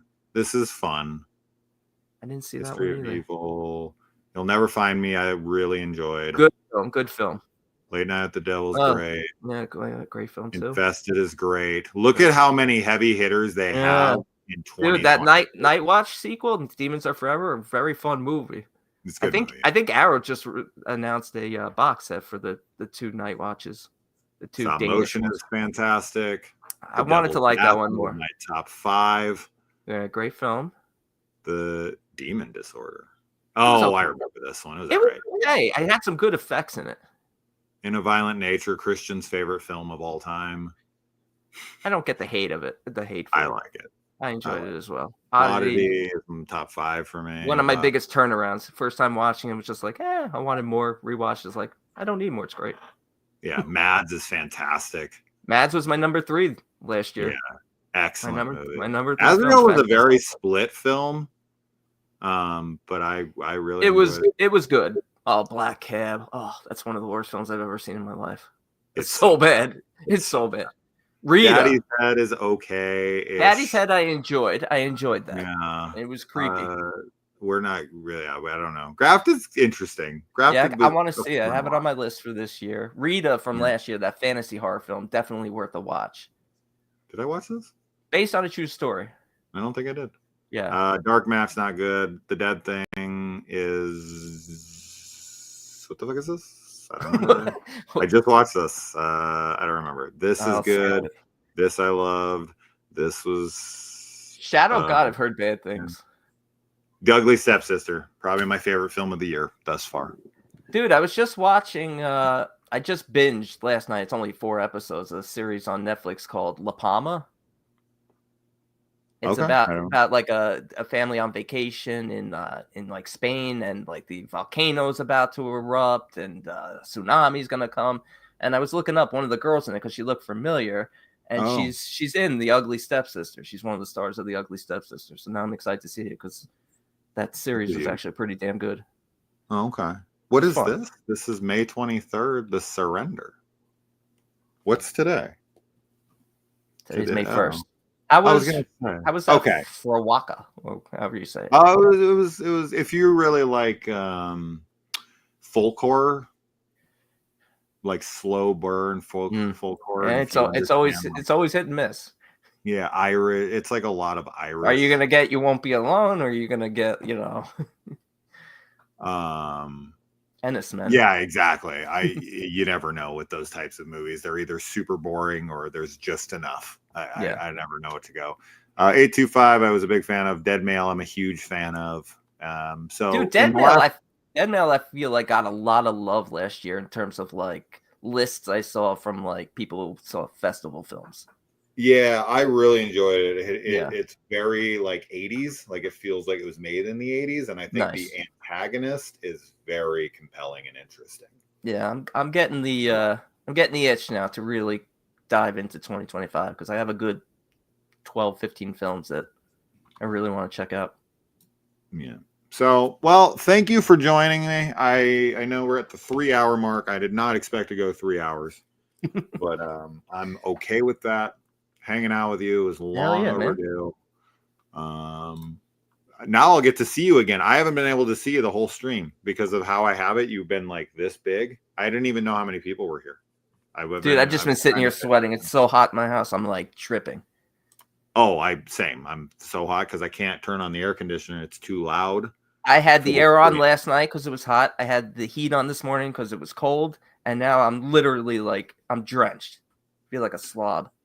So 2 last things here. Number 1, tell them where they can find you. And then number 2, what are we declaring the winner of these 4 companies? Okay, well, you can find me on Exploding Heads Horror Movie Podcast. Did I say that right? I don't know. What I don't corner know can either. they find you on? What? Oh, corner? What corner? Yeah. I'm in Central Jersey, even though Central Jersey supposedly doesn't exist. But I can't tell people I live in South Jersey. I don't live in South Jersey. I just meant like what corner are you hooking on if they want to get a I go to the city for that. I'm in Manhattan. Yeah, Exploding Heads Horror Movie Podcast. Unfortunately, you guys are Patreon only now. Yeah, we've been Patreon only for I think the last 6 years, maybe even longer. Oh, but, really? It's been that long? Damn. I think after episode 100, which was like 5 years ago. So it's been a long time, but we post all the old shows on YouTube and stuff all the way up to like episode 250. Yeah. Yeah, in terms of the winner, simply for having the best top heavy hitters, it has to be A24. I agree. I think that Blumhouse surprised me the most with how many good films they actually have because of how much hatred they get. But I think that just in the last couple of years, they've really fallen off a cliff, and that's really hurt them. But up until 2 years ago, I don't think you could make that claim. Yeah, it's interesting now. If you see a trailer for a film and it says Blumhouse, you're automatically like, almost dismissing it without even giving it a chance because they've been on such a downward spiral. But they're all capable of good films. But that can work to your benefit because I expected The Woman in the Yard to be like a kind of throwaway Blumhouse movie because of the title and the very basic premise. And I was like, okay, this is going to be like a fucking, Afraid or something. Yeah. And oh my God, I went in and it was like this super dark, it felt like an A24 film. And I was like, oh, okay, that's kind of shocking. Please, more of that. Yeah, this film has me the most intrigued probably because of how this one is easily the most divided so far this year. Because people said it's a fucking pro-suicide movie. Dude, I saw that. I'm like, I can't wait to see this movie now. Just because of people complaining about that. If Brandon kills himself in the theater, then we know that it's successful. All right, so we're gonna crown A24 for these 4 companies for the reception. Hope you guys agree. We only did 4 companies. There's obviously many more companies. IFC Midnight was a big one that a lot of people wanted us to get to. We didn't get the time. We went for 3 hours. I think we did. Okay, to be fair, I think we did the first almost 2 hours on A24, so that's a little unfair. We were talking like in depth about every movie. Yeah, I really thought we were going to be here till tomorrow morning. But we sped through it. My wife's off work, said you got to go, so this is a good place to end it. We got to do it again. Thank you so much for coming on, and it was good to finally to get you on. Dave, you're next. If you're still here, you're next. That sounds like a threat, but it wasn't intentional. He didn't say hi to the kids. No, motherfucker, he wasn't even here for that. Oh, motherfucker. All right, thank you to everyone who joined us and commented throughout. I am so sorry we didn't get to all your comments. That would have been impossible, but I was reading them. So we'll do it again. They did. Oh, he is here. Okay, cool. Well, Dave Z, he'll be on soon, and he can tell you all about his mud flaps. So until then, we'll see you next time. Adios, guys.